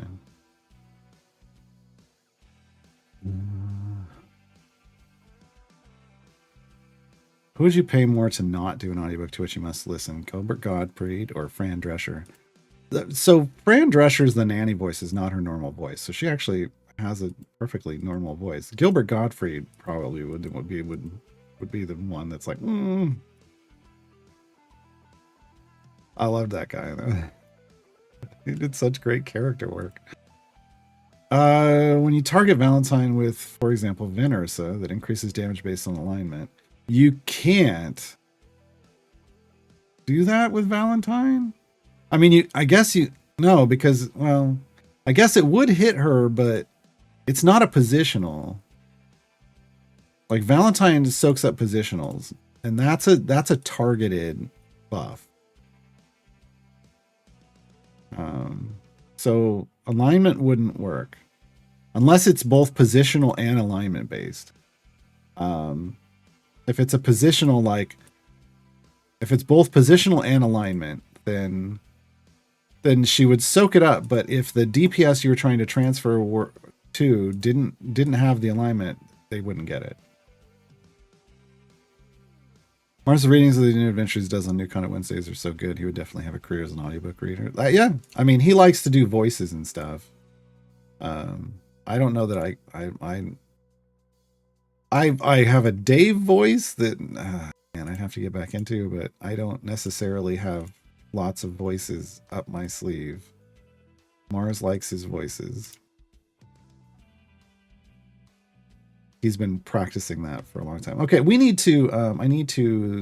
at the point where I have to figure out an actual pushing group. So what my new best pushing group is, because this one got me to a certain distance. 100E128 bud. But we have new champions. So we're gonna level them up and see what's going on. I'm going to tell you right off, go with the flow with Briv. I know you want I know you're thinking, well, let's get more buff. But survivability is beastly on Briv. So we're going to throw, you know what I should do? I should just clear this out. So Briven, I think I want to test out Dragon Bait. So we're just going to, we're going to test stuff. We're going to test out Dragon Bait. So Briv Dragon Bait combo on the main account is usually pretty fun. We're gonna boost his health and we're gonna boost his damage, and we're damage of all champions. Same over here, health, and then Shin Stayed. For Dragon Bait. And then we're gonna look through. I don't think Gale was helping us. Grim is a DPS now, so that's not useful. Halson will be helpful. We're still kind of doing this. Halson. I think what we're going to do is we're going to throw Ishii back here. Let me make sure Briv is... He's just buffing all champions behind him, yes. Dragon Bait is within 3 slots. Currently, that's within 3 slots. This is perfect. Okay. I need to figure out, do I want Celeste in? I think so. She's going to need to go right here. Do we play with Shadowheart? I don't know. Sheila's can be in Volo. Oh boy. On this account, we do use Volo. So he will go in the back with all things magical. This lets us put Eliwick here. And then we need to figure out, do we want a... I don't think Azaka's buffs are great right now. EO5, but only exterior. We don't want that kind of limitation.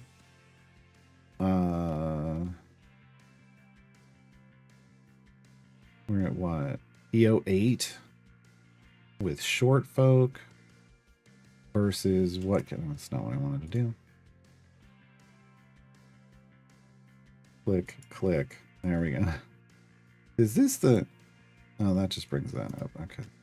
It's like if that brought up champion search, that'd be great. Where is my... Oh, it's on Ishii.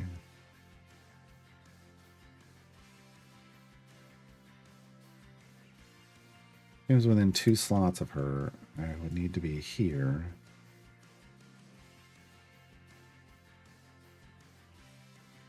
And we would do Find Yourself. And let's see where that ends up as a buff. Should be better than Ashara's EO8. E6 from Trickery plus what?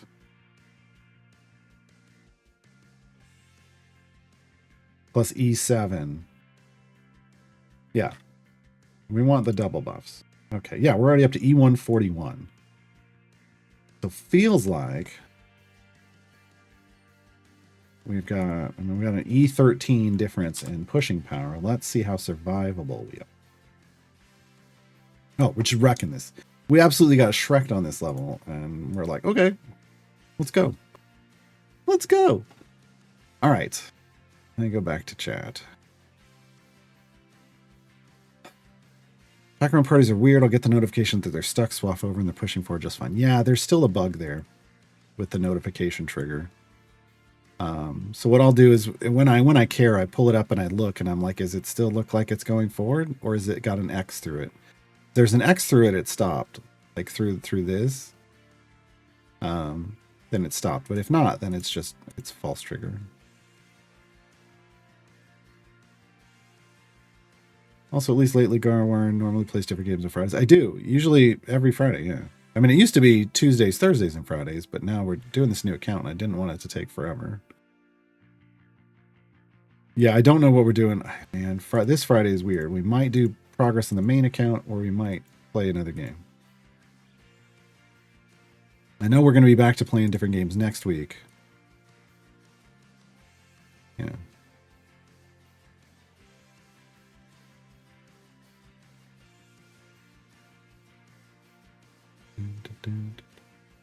Hey guys, it's Dave.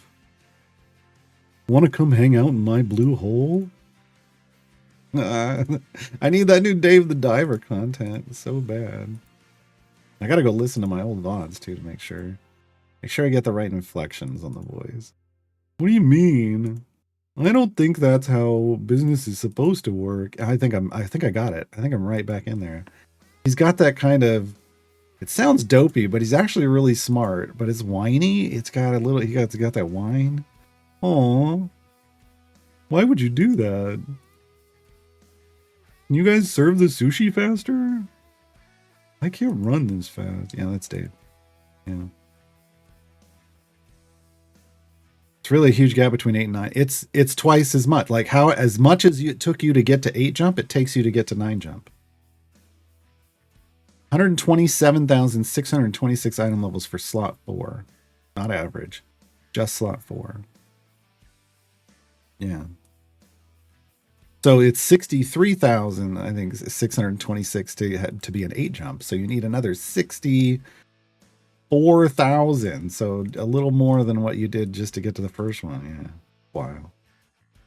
But that's how the game works, right? That's when we talk about diminishing returns and how you need, like, you need to get this much for a first big jump, and then you have to go so much further the next time. It's like, you know, basically doubling for the jumps. You sure Gale swapped into shields? Okay, Gale has a garbage buff right now. The dodge is great for survivability, but his buff is. Hold on, I got an E10 off of Sheila. We'll check. Absolutely. I got an E10 off of Sheila because we're getting 5 stacks of Rosy Outlook, which is pretty good. Also, I want my reagents. But let's look at Gale just in case. So if we did Abjuration for survivability and level him up, he's gonna get 4 here.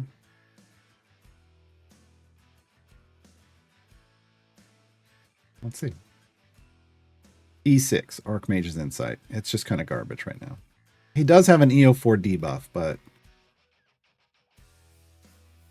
I don't feel like that's.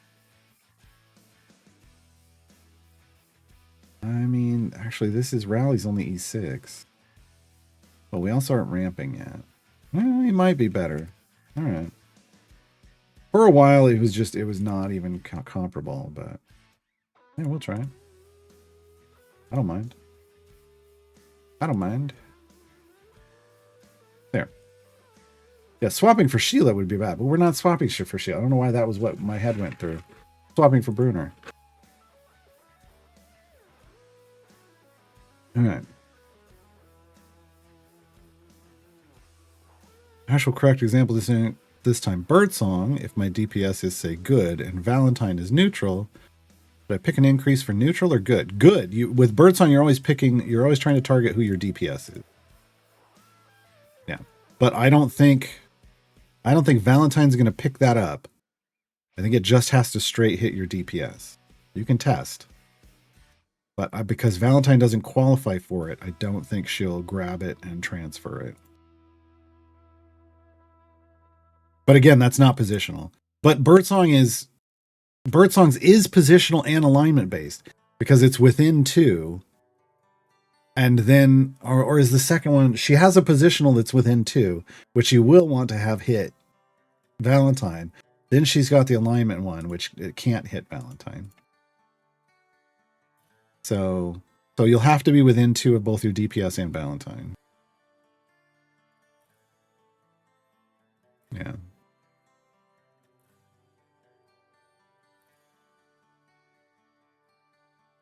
But yeah, you always want to pick specs for anyone who's doing alignment based. You're always like if it's only targeting an alignment, you have to pick your DPS.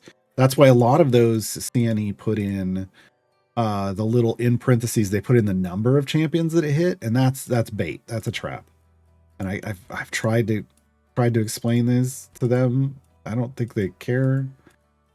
Or I don't know if they can code it, but it really has to show the names. And I just like, I think they're like, well, I don't want to have to list. What if it hits everybody? Like, you still gotta, then leave it off. Don't put it on. Don't trap people. Yeah. They're not great with their, but they need a revamp to the UI of spec choices, which is a very focused thing, but would be huge for the game. So fix all of those. So make all the things that, well, get rid of all of that completely. And what you do is, instead of having numbers, you just show for each one what is, if it's stacks that are mattering, then you show the total buff. If it's an alignment based thing, then you show you list the names that match the alignments. And then that's all it has to do. It either just shows you the buff that you would be getting in a stack situation, or it shows you the alignments. Because what it has right now is sometimes they have numbers as if you're counting stacks, but you're just buffing everybody that's in that. It's not even stack based. So you don't need numbers. And those are the traps. And like with, the hard one is with Freely. You really need, they show numbers because they try to make you think, well, you pick the one with the highest number, but you don't. You have to actually know who it's hitting because you want the most attacks, because each attack, you need to be able to figure out who you're looking at that's qualifying, because it's the number of attacks on a target. So things like attack speed and multi-attack can matter. And AoEs can matter. Yeah. But so the flat number doesn't. It's like a dumbed down version. Yeah, I got their death job. It just took me a minute. I noticed the EGS store is doing giveaway on Idle Champions next week. Yeah. That's new champs for this account. Yeah. If you play on Epic, I dropped this in the Discord. If you play on Epic, April 10th through 17th is Astarian's Champions of Renown pack. So you unlock Artemis. So mad. So mad at them for doing that. Karlach, that doesn't help me. I already have her. Calyx, that helps. Astarian, that helps. And Dark Urge. Whatever. It's weird to me that they put Artemis and the Dark Urge in the same pack. But the skin you get is Tuxedo Calyx. There's a familiar called Rumble the Angry Flump, so I will get another familiar. I will get, 4 champions and a familiar. And then it's 32 platinum chests for each champion. 32 is a lot. That's ridiculous. And 2 guaranteed shinies for each champion. Then a potion of the Gem Hunter and a potion of the Gold Hunter. So it's going to be ridiculously strong on this account.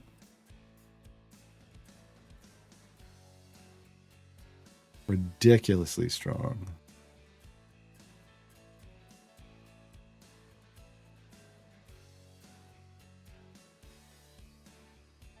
The 32 platinum chests. I'm actively have to not use Dark Urge, because he's going to become my strongest DPS, but that's not what we're doing on this account.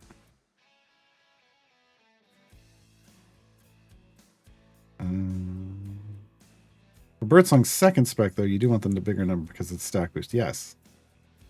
Yes. But they shouldn't be, but my argument is they shouldn't be showing us numbers for those, for stacking things. They should just be showing us the total buff, so we don't have to do the math. Just assume that if a positional that is then increased by Birdsong's first spec would buff neutral, then Valentine would transfer the buff numbers. No. He has to qualify for it to receive it. Yeah. Q whining from Steam users for EGS giveaway. Q whining from everybody that isn't on the Epic. Yeah.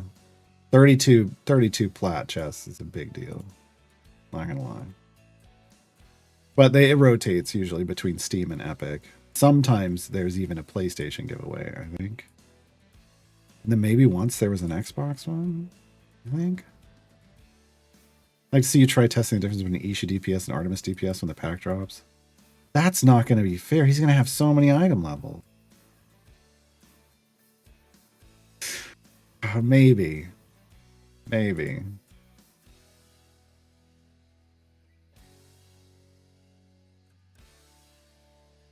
Will it be enough to make Artemis viable? No. I mean, we'll test, but the problem is like he's gonna have so many item levels that he's gonna appear strong when he may not be. Like if comparing the same item levels wouldn't probably, you know, I've done this before. Item levels to item levels, he doesn't beat you until he gets, because it isn't just about his item levels, it's also about everybody buffing his item levels. And he really needs, man, he needs a lot of item levels. What's going to be ridiculous is what I would really want to do is I'm already sitting on these. Here's 14 platinum Karlach chests, and I'm going to get another 32. And it's like, because I feel like we're doing this because of Ishii's long-term scaling, but that will be 46 platinum Karlach chests, which would just make my Karlach the strongest champion on my count and would destroy Artemis. In my opinion.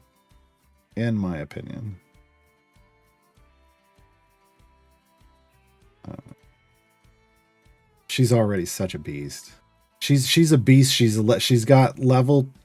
She's like an item level. She's an average item level 2 in greens and blues, and she's already I think she might already beat Ishii. She's Karlach in DPS form is a beast.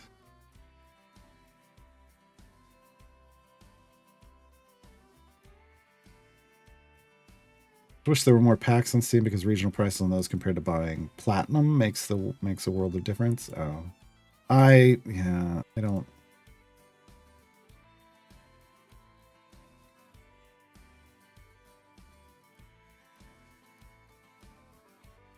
I don't know.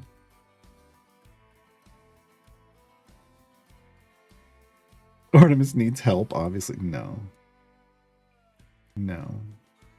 How do you find upcoming giveaways? On the Epic Game Store, if you scroll down to like the free games, like you get the game of the week free usually. Which is right now it's Cat Quest 2. It then shows you what's coming up, and for April 10th through 17th, there's actually 3 giveaways, and one of them is Idol Champion.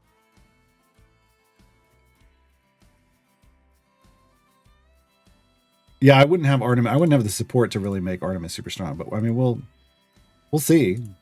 But I really don't. I mean, I've tested this so many times.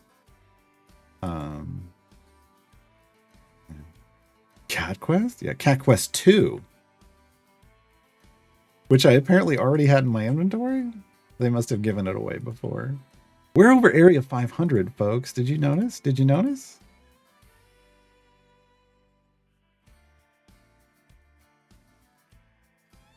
You put Ishii in a background party and just with the party. Yes, but I can do that overnight. The goal is to do that overnight. And then play when we're playing actively, and then when we're not, when overnight, I'll just have it cycle offline.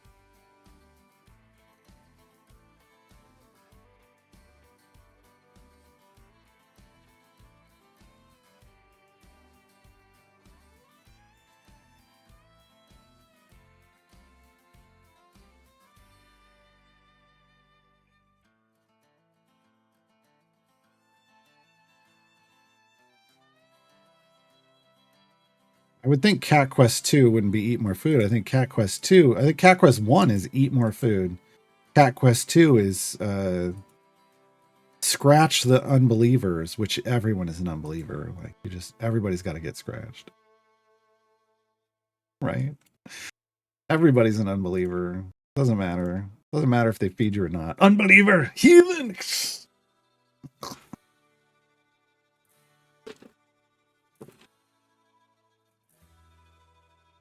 But I think there was a Cat Quest. I think I might have both Cat Quest and Cat Quest 2 on that account. I think they've given them both away.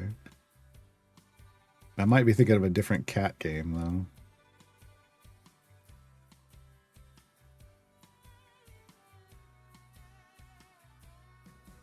See? Like, what are we up to? E19, folks. We're going to get into the E20s today? Maybe? I say that, but we're coming close to our wall, but who knows? We might get into a good upgrade curve.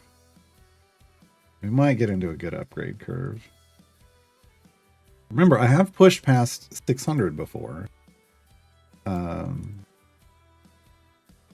So, you know. Still on gems. I was going to switch this over to... yeah,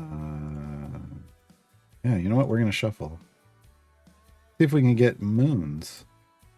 That'll throw us over E20 for sure. For sure, man. Dude, where's my gems?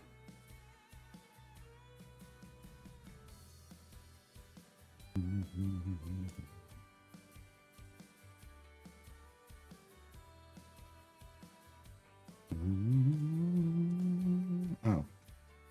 Well, apparently I didn't open the right webpage. People complaining already? There's a post about it. Oh. Nobody's complaining about it yet. Nice. First 4 comments about it on Reddit aren't complaints.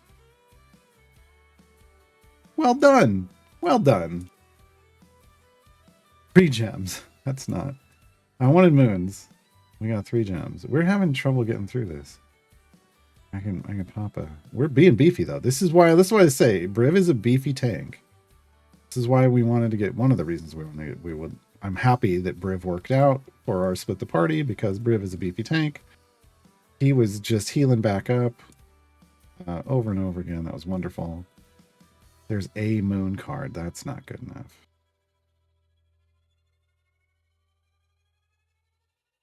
That's not good enough. Is this a new account? Yeah. Seems good already. Oh, yeah. It's 14 days. 14 days, and we've split the party. We've unlocked Mert. We're 1 champion away from unlocking Vajra. I completed tier 2 in my first event ever. Tier 2 for all the champions, but I could only unlock 3 champions because I just didn't have the time gate pieces. But tier 2 for all the champions in my first event ever. Now we're rolling into the second event, and I unlocked the champions, but I'm actually prepping the Vajra unlock before we do the event stuff. Area 950 dirty gold farming on the E13 favor. Fortune's wheel is annoying. Oh yeah, I got more favor than you. I'm in water deep, but still. Area 530 E19 favor versus your E13. Yeah, that's Fortune's wheel for you though. It's depressing. Tacos, thank you for the follow. I'm a big fan. I'm a big fan. Also, Polgarf, I didn't say earlier, thank you for the follow. I'm a big fan of tacos. And burritos. And pizza and root beer. But they didn't follow me.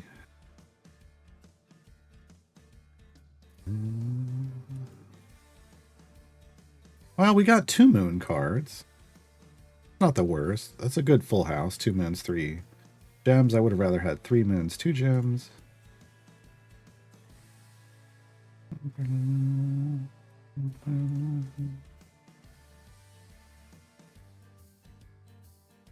Imagine what we could be doing if we had blue gear on these event champions. Shadowheart's missing 3 blues. Briv's, you know, he's brand new. He's missing 5. They're single digit item levels, and they're doing better than their counterparts in their slot.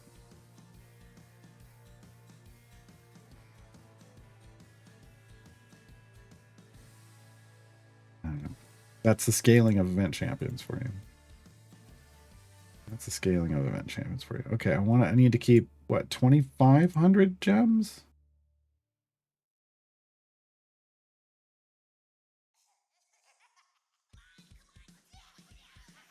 We can afford that. I need 15 silver, so we're at 15. Can we get... Can I get a witness? No. Can I get an epic? Come on. Large push and speed. I will take that, though. There's a feat. Who's for? Volo. Rapid retreats. Screw you. Screw you, Volo. Screw you. Oh, it's the worst. Yeah, it was 2,500 gems.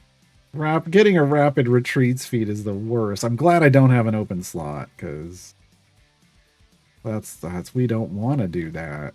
We don't want to retreat rapidly.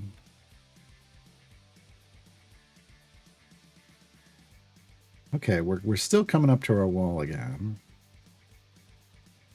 Still coming up to our wall again. So we might not quite hit E20. We're not able to click kill through thing. Oh, fire breath potions fell off.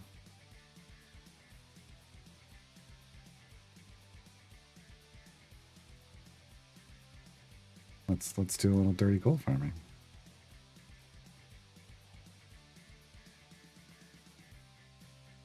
Did that help? Oh yeah, got us up to 6s. Still going.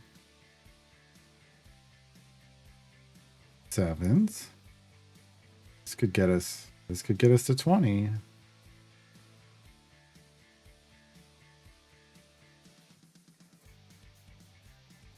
Who else did I have in seat 3? Halson. Who we just had in. Evan Halson. Halson and Niley.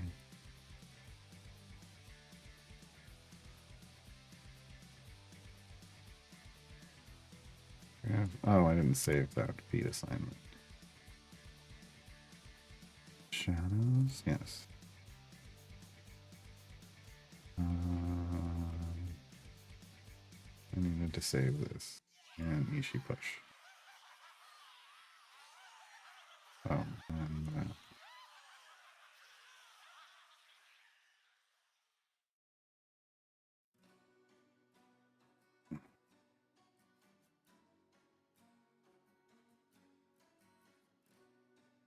There's E20. There's E20.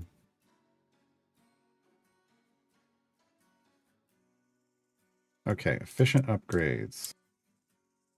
I don't think anybody's close to one, because, well, this one might be. What do we got coming up? We need to get to 2,100. Light in the dark is the healing, isn't it? We would need 2,120. We need like 130, so that's not super helpful. Volo. 1,050.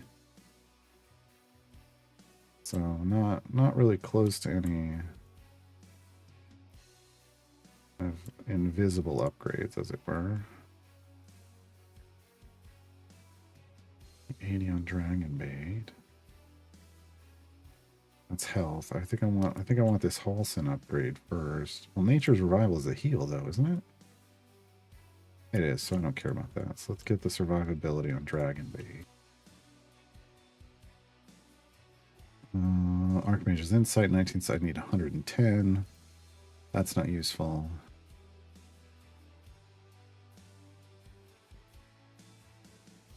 $1,700. I need 90 banked item levels for that.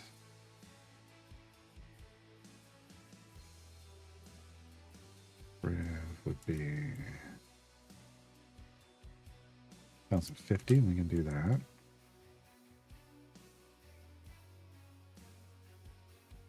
$2040, $2120. We need 80 banked level.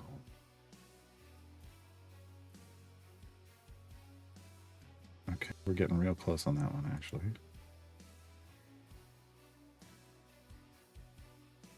$2070. Close on that one too. There it is. Boom. Okay. So figuring out where we can get, like, because this healing ability doesn't help us, and a self-damage ability wouldn't help us, like this one.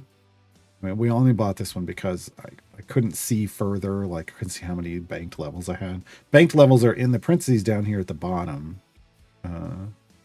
like under, like here in the parentheses there, that's telling you how many levels worth of gold you have, like that you could buy for that champion. I call that banked levels.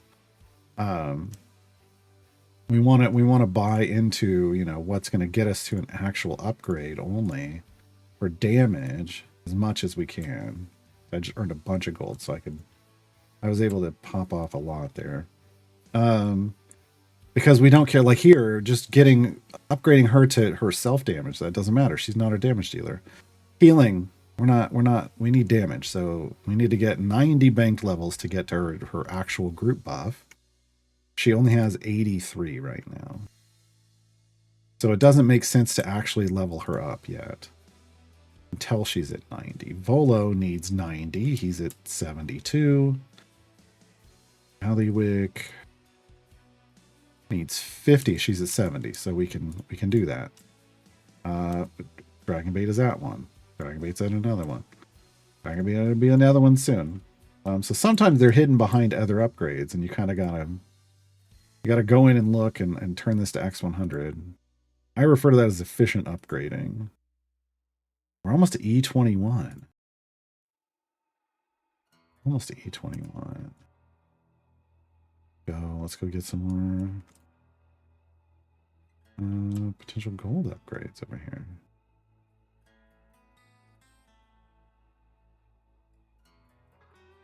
Nope, ran out of bud.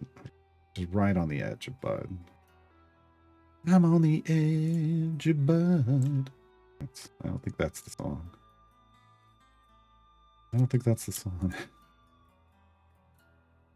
Okay, how many is this? That's a triple. Only a double. That's only a double. All right, we want to go into the triple first.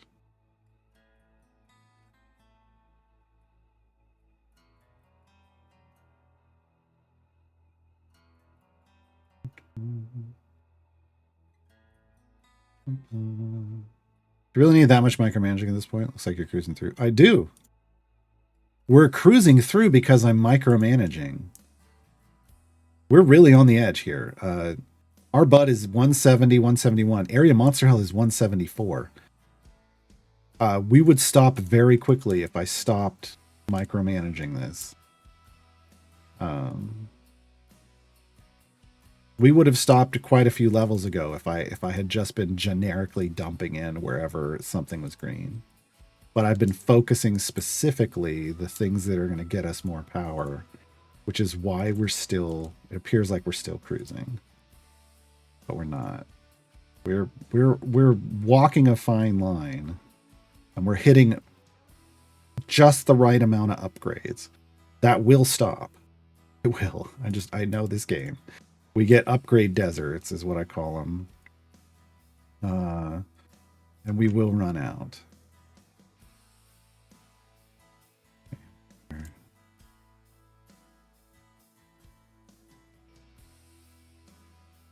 Nope, see, instantly. Stopped killing with fire breath once I switched over.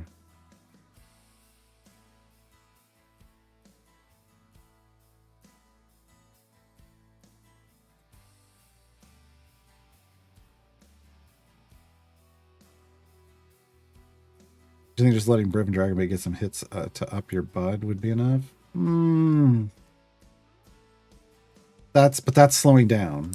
I mean, we want to just keep cruising, and that's not necessarily going to help us keep cruising. The double, that's a double. So both of those are equal. We can just pick one.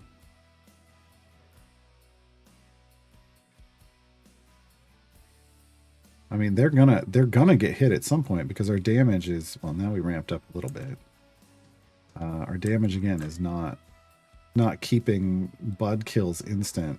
See, now we're slowing down again. We slowed down real fast. Now we're back up.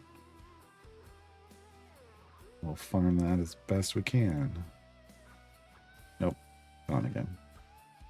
Oh, it's gone again. You can tell right away. So we're gonna get hit by the Rat King here. That'll up our damage. But we won't be able to take it too far.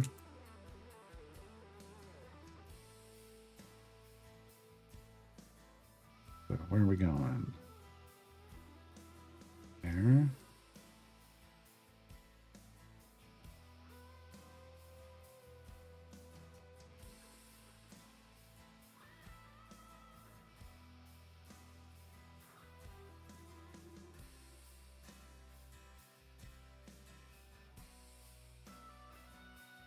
Well, yeah. So if I just started just punching gold in, because we're not really, it's trickling in at this point. It doesn't look like it because I'm funneling it into the right places. But if I wasn't, we would stop real fast. Now, are we going super further? Am I earning a ton more? No, I think we've, we're probably just going to get another order of magnitude or whatever. But I like that. I like seeing like how far I can milk this. This is specifically a deep favor run. So I want to go as far as possible. I want to see what this formation can do here. Because right now this looks like our best formation. So, is it in the shadows? In the shadows. I don't care about in the shadows. I want sticky fingers. We're not going to get another sticky fingers, are we? What do I want over here? I want guiding hand. Close to what? Wow, 2020, a 200 area, 200 levels. Okay, so we're just going to sit here. If I use Eliwix Ultimate, I mean, if I were trying to complete a variant, I would. Right now, if I were to hit Eliwix Ult, it would be to try to get more moon cards. But yeah, I mean, but I don't want to dump my 2 moons. That's gold find, right? That's how much gold find are we getting off that right now? 2,400% gold find. Yeah, I don't want to lose that.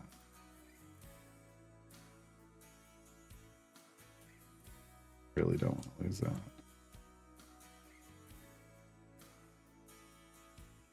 So, there we go.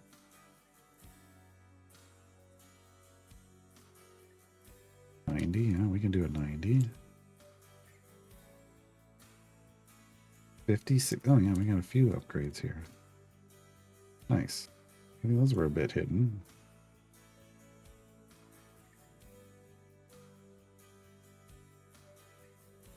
And now we got 120 levels to get to his next upgrade.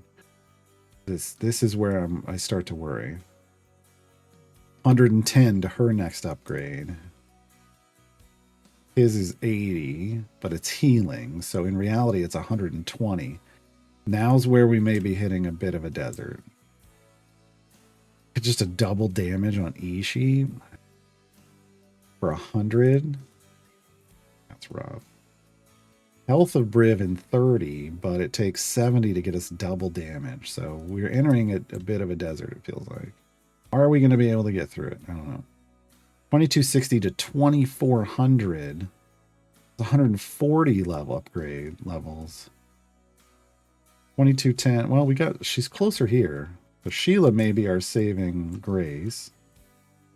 Eliwick had one as well. If their upgrades can carry us through this little bit of a desert, then we'll be fine. 40 for him to get health, but 80 for him to get damage. All right.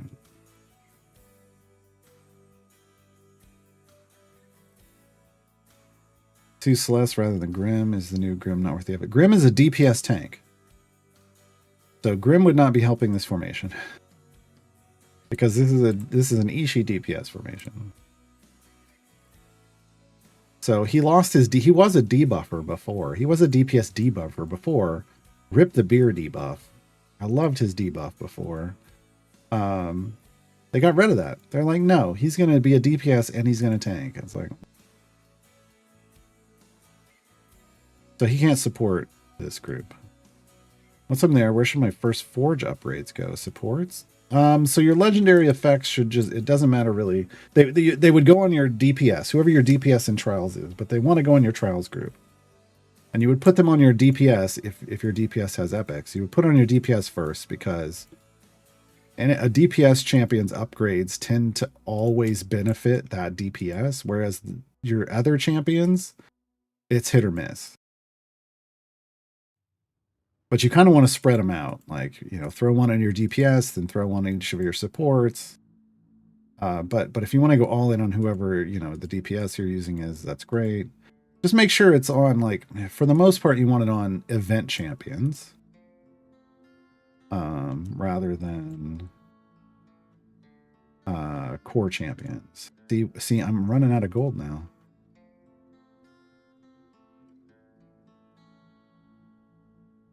Yeah. So now we're just not bringing in gold. I'm just trying to get Ishii to one more upgrade. It's only going to be double damage, but kind of low on gold.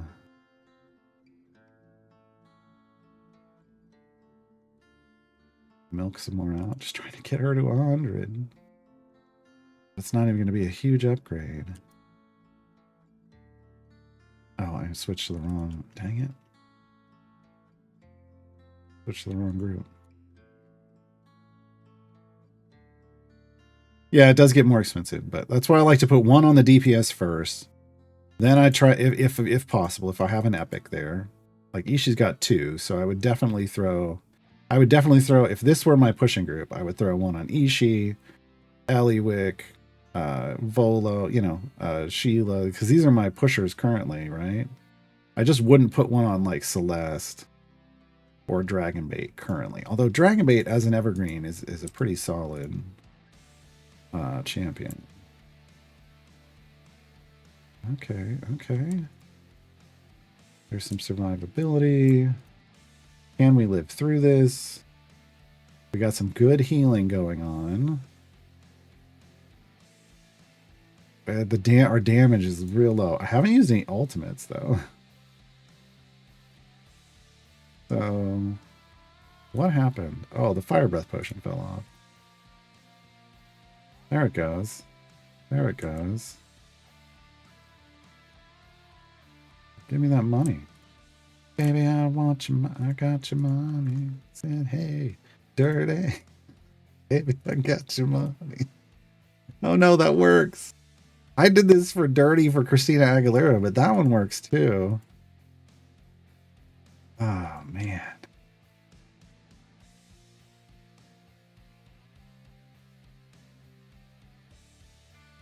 Well, I wouldn't go chasing Bobby just for scales, I'll be honest. If you happen to luck into Bobby, great. I don't know that I would go chasing Bobby.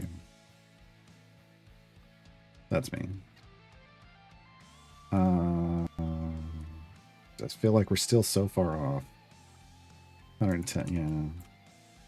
We're still in this desert. We have not gotten through the desert yet.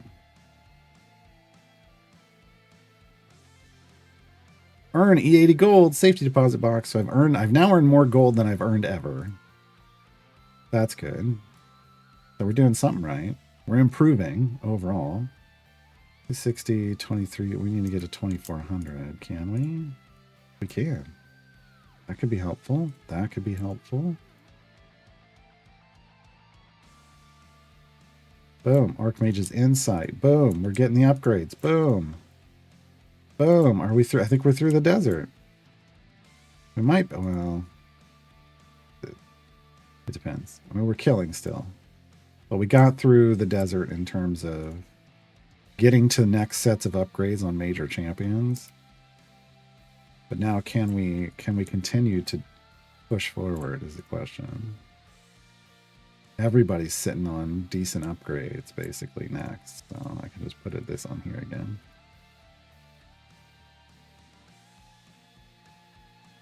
I think Eric is the only champ I don't have from the cartoon champs.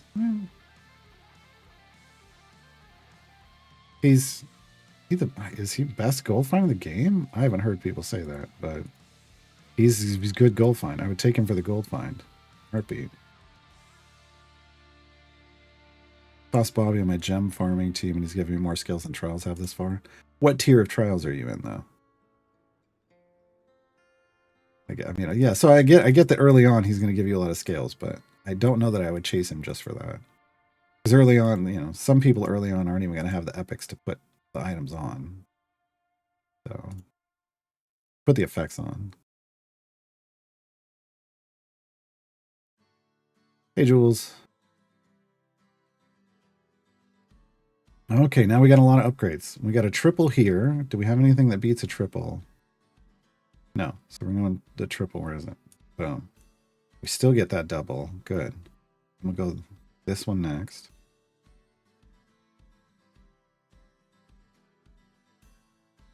I don't know what legend is. Like what tier number?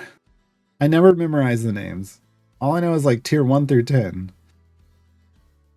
The naming structure was always weird for me, so I just never bothered with it.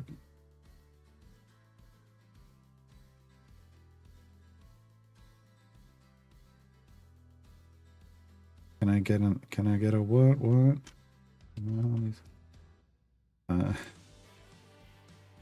Almost a guiding hand.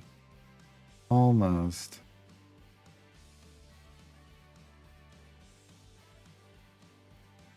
He's still got no in the shot. He's still got no sticky fingers. Okay. Let's stop throwing things at him. I wish they buffed Frida as well for Mahen. Oh my god. I want Frida and Havilar reworks. So tier 4, okay. Okay. Yeah, I mean you're earning lower multipliers there. You're also probably not maxing out your scales, but getting the double scales bonus off of like a Makos and company. So yeah. So yeah, Bobby could probably scavenge, but eventually he's gonna hit his cap. Like scavenge better than you can earn. But eventually he's gonna hit his cap, so and then you're gonna have trials. I'm not saying it's not great early. Apparently it is. Free scales is wonderful. I just don't know that I would personally chase Bobby for that. If he came up as a choice, that would put him way higher on the priority list. Like if I had gotten Bobby in my last time gate instead of the other options, I like alongside 2 of the other options, I would have picked Bobby. I wouldn't have gotten split the party as quickly because I did pick Shadowheart. That got us to split the party faster. But I totally would have taken Bobby. I would have delayed split the party a week, even though I'm like, you should get it right away. That scales, that would have been huge. Huge. Okay. Still eking. We're still barely climbing. With some good focused upgrades. E23 favor. So that's actually bigger than anything we have anywhere. I want to point that out. 8% scale, yeah. 8% scales is not a lot.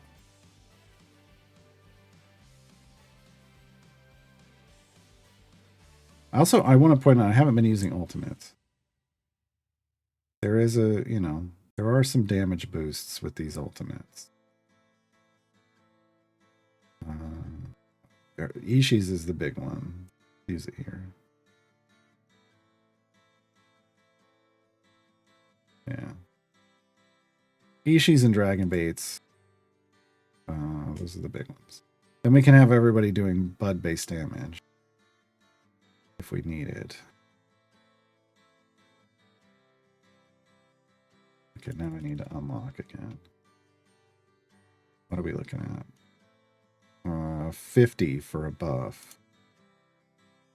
Who's Nat Halson? Where's Halson? Is this hidden? 100 for a buff.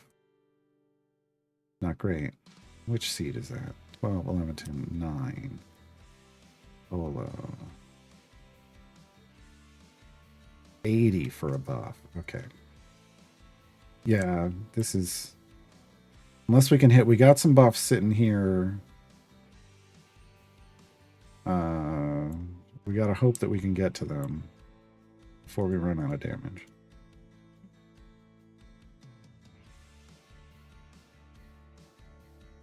You do get more scales when you first finish, but also, the higher your scales bonus is from your assault party, that increases the reward bonus too. So, multipliers and multipliers.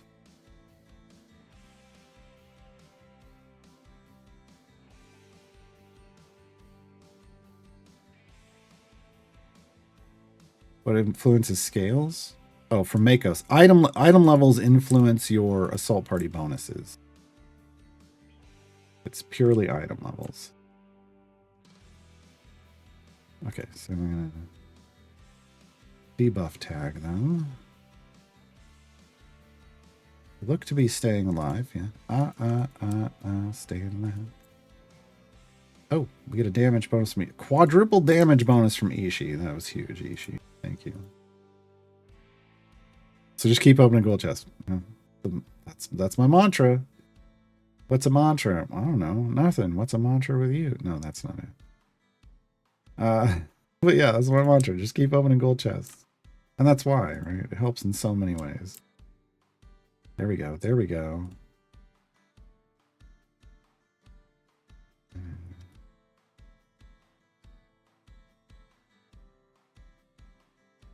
E23 still.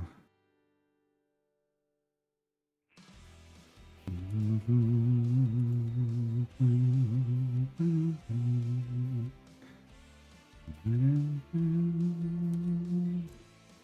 really want this. We're just not earning a whole lot. There we go. Can we...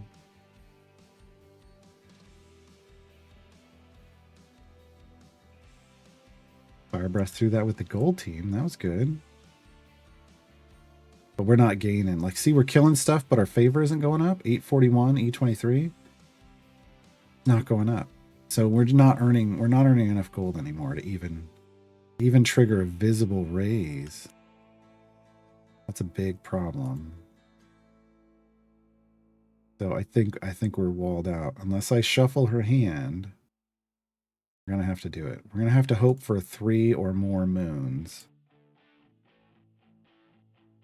for the gold. I mean, we could also take 3 night cards. That might do a lot.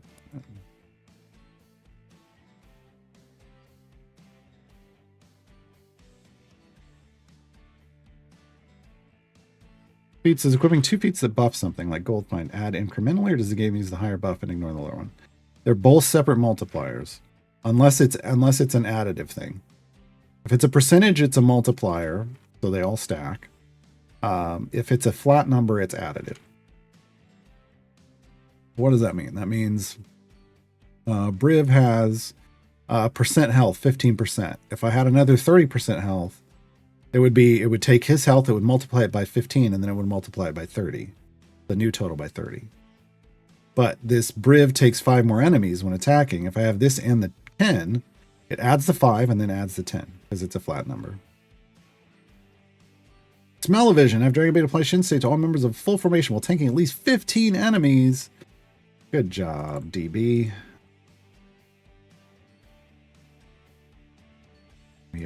We are pushing, but we are not earning gold. I need 50 banked on Gale. 100 on Halson.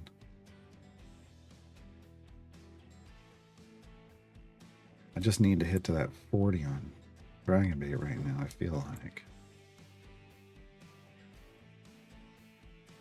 Yeah, I would need 70 here. 80 there. Well, what do I need here for Sheila? 140, but I don't really know. Yeah, it wasn't close enough. 2420. 80? She's 5 away. 4 away on Dragon Bart. Eat my sword, man. Dragon Bait. 4 away on Dragon Bait, 5 away on Shadow Bart.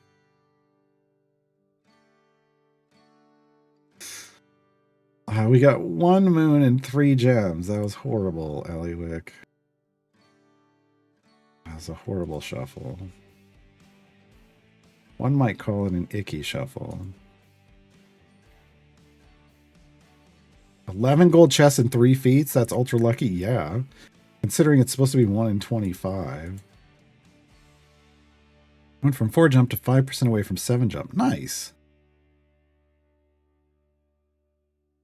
Yeah, get the rest of that 5% to 7 jump and then get that Either try to flat it, like hit it as a flat, the perfect 7 jump, while you're waiting, or while you're working on the Mert thing, which means you have to stop opening chests for Briv and stop opening Electrums.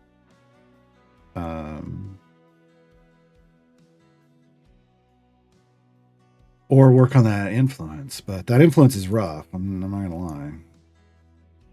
I want Dragon Bart, a Dragon Bart skin. Well, we have Dragon Bait. There is a dragon. It's not showing it. There's a Dragon Bite, which is a vampire Dragon Bait skin. I call it Dragon Bite. Dragon Bart, I think, would be him dressed in shorts and a t-shirt carrying a skateboard. Maybe he's hitting with his skateboard. Maybe he's holding a skateboard as a shield and he's still hitting with a sword. Yeah. It's got to be like a neon shorts and t-shirt. Yeah, Dragon Bart. Eat my sword, man. There are probably people that don't get that reference. No, I mean, well, actually, because I don't think Bart says that anymore. And the Simpsons are still around, but I think they had Bart stop saying that a long time ago. All right, I'm going to reshuffle. Allywick. Copyright issues, look, legally distinct. He's not saying the same stuff. You're not trying to make him look the same way. He's just, you know, it's an homage.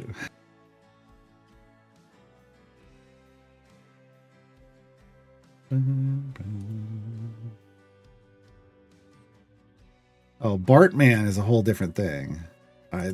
No, we just want Dragon Bart. We're not going for Bartman. Because it wouldn't be Dragon Bartman.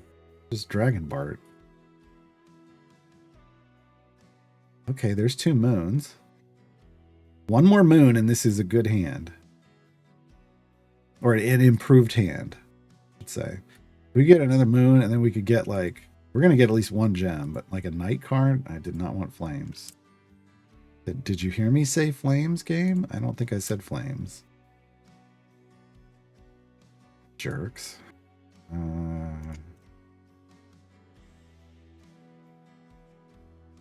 It's 100. 60. 80. 70. We didn't even... Oh, and then everybody got rolled. Everybody got rolled. All right. Get this last card out.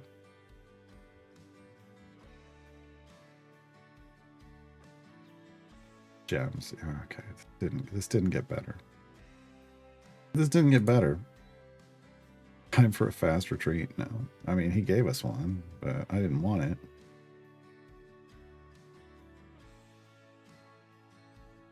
It looks like Godzilla, but due to international copyright laws, it's not. It's legally distinct. You just gotta make it legally distinct.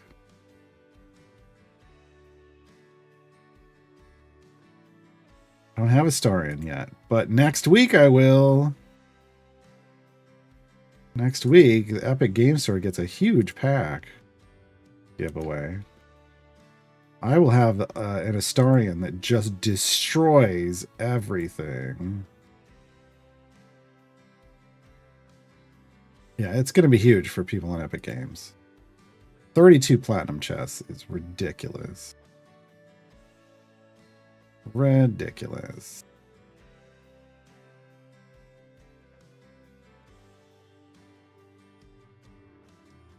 Ooh, that all just melted everything. Did it get me enough gold to get people somewhere? I don't think it did. Unfortunately. Yeah, we needed like 100 here, and he's stuck at 74.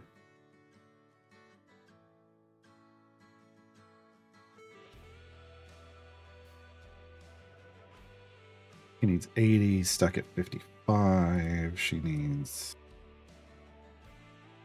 70. She's stuck at 54. Yeah, we're kind of stuck. Unless we get, you know, shuffle some Allywick cards. Use some ultimates. Keep us alive just a slight amount longer. Got us to 62.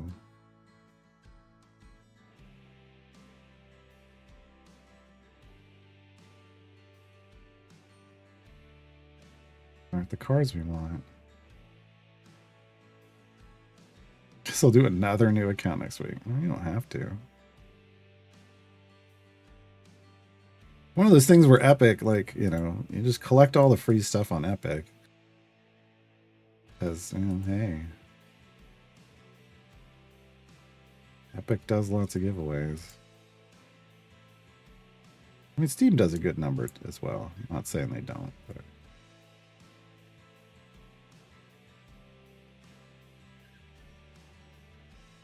What a garbage hand.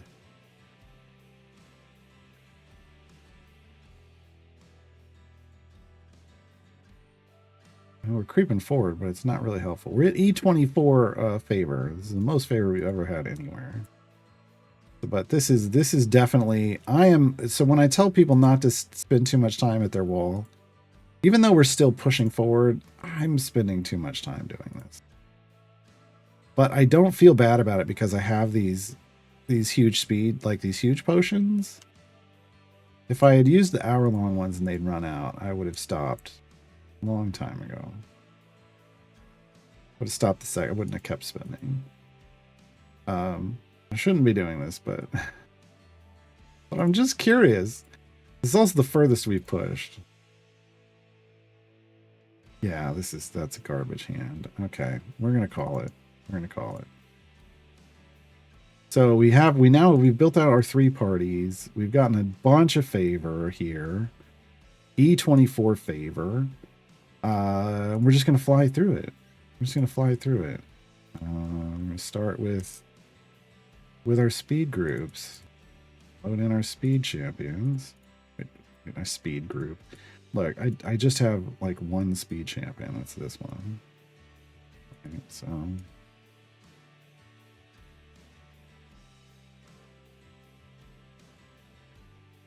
but we want to get speed champion up and running. We want to get the gem champion up and running. And now look how many levels we can pump in just right away. This is fantastic. Right, and we get our scavenger up and running. We also park a familiar over here. We're going to start this. Resave that.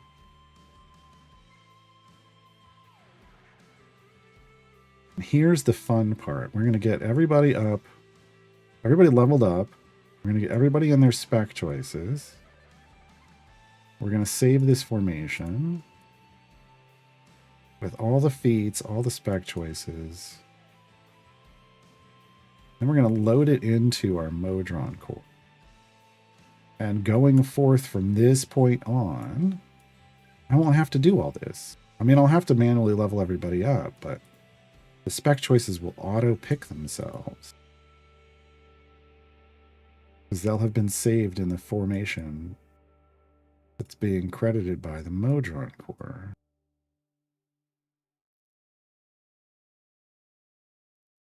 Okay. So I'm going to save this like this.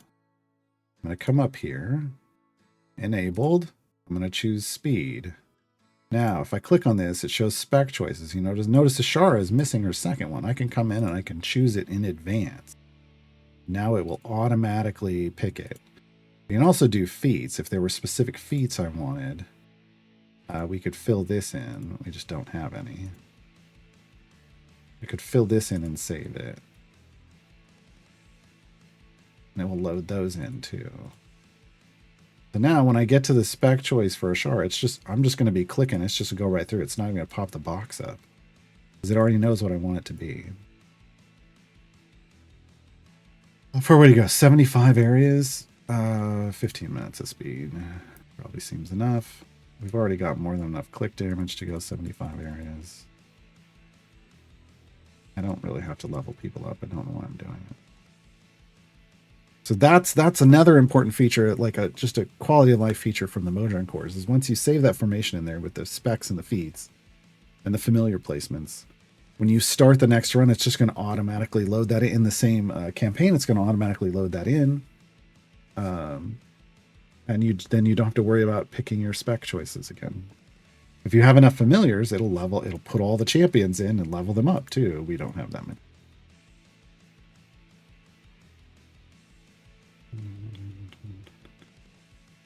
Might actually be able to hit the level cap now with the new favor. Oh, I mean, if we do another deep run here, starting at E24, yeah, I think we could.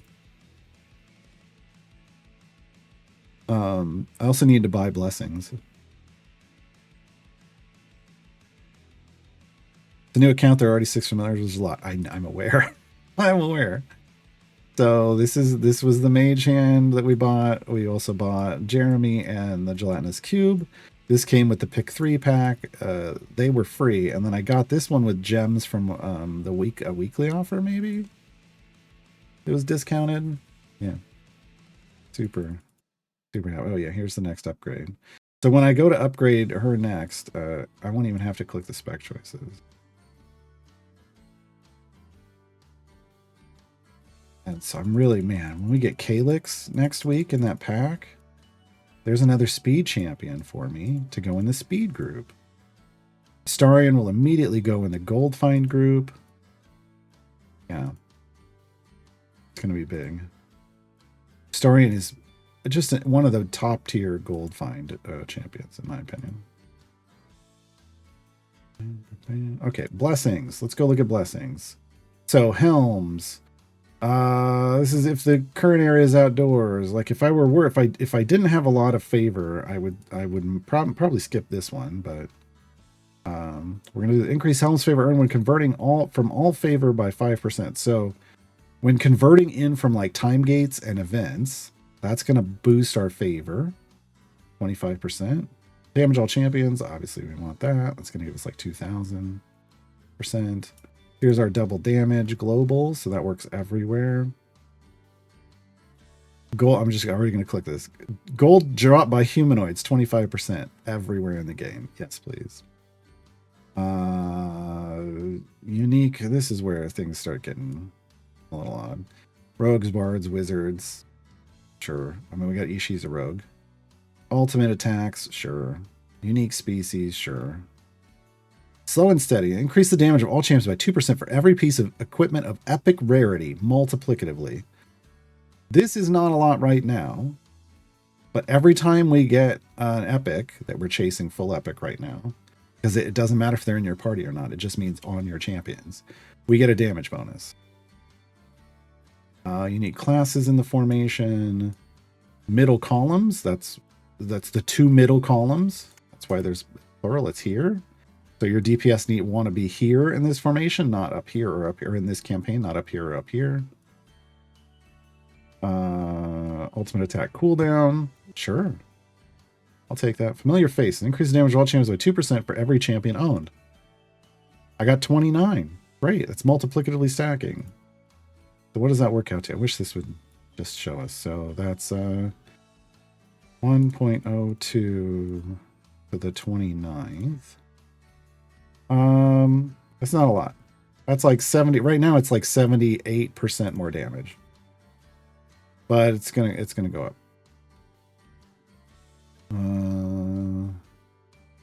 Unique alignment in the formation. Druids, rangers, sorcerers, and warlocks. We're not using those, so I'm gonna skip this one. Alignment will take. Damage all champions with Alcoria will take. I'm going to skip this one. We're not using Druids, Rangers, Sorcerers, or Warlocks as DPS. We're using Ishi.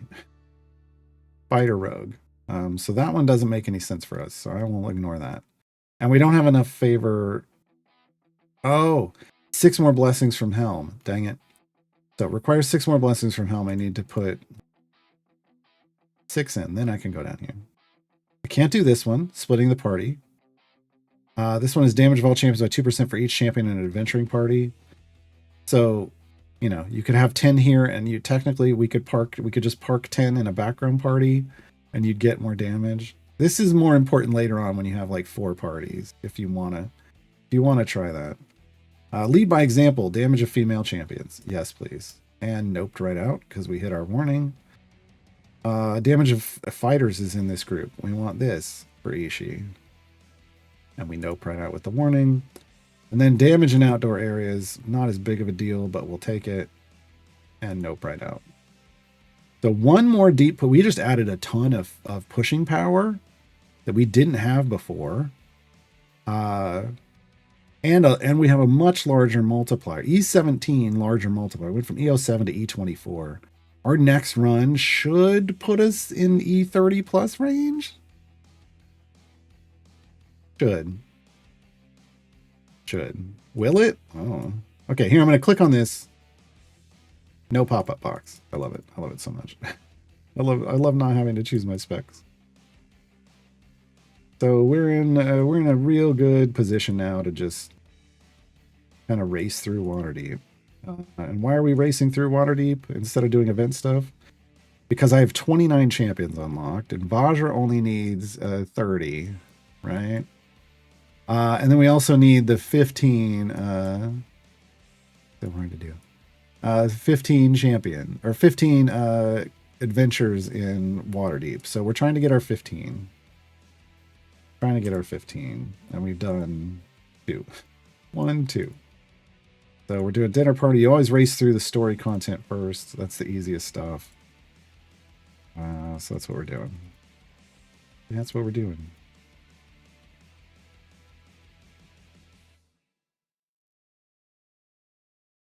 You just buy all the ones that cost nothing compared to your favorite. Sure. I mean, I don't know. We can go back here. I probably could keep buying this. Yeah, it's fine. It maybe took a little off, but not enough to matter. We hit a point where I was just trying to demonstrate like efficient spending on blessings. But you know, if you have more than 2 orders of magnitude above whatever it costs, you're fine. Which we were. I wasn't sure where it was going to end up. I don't have those numbers memorized. Like for the final cost. If it doesn't change the visible digits, it's free. It feels like it's free. It's not, but it's going to feel that way. Yeah. The warning is really what you're looking for. Where's the threshold that triggers the warning? That's a good question. Does it say? Doesn't.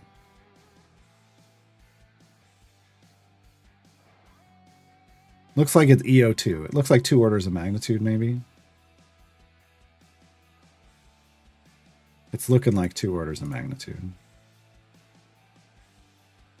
Which is 1%. So if it eats 1% of your favor, it's going to throw a warning at you.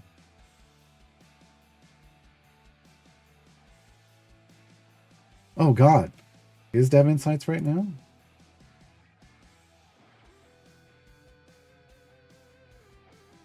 It is. All right, we're going to go raid.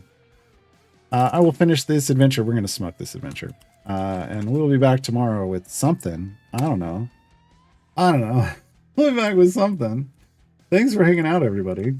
You know, I think it was a good day. We only got like one big thing done, but it was a big thing. It's going to set us up for success, right? Thanks for hanging out. Ask good questions over in chat. I don't know if do I have any? I might. I'm gonna have to check my document. Yeah. Night, everybody.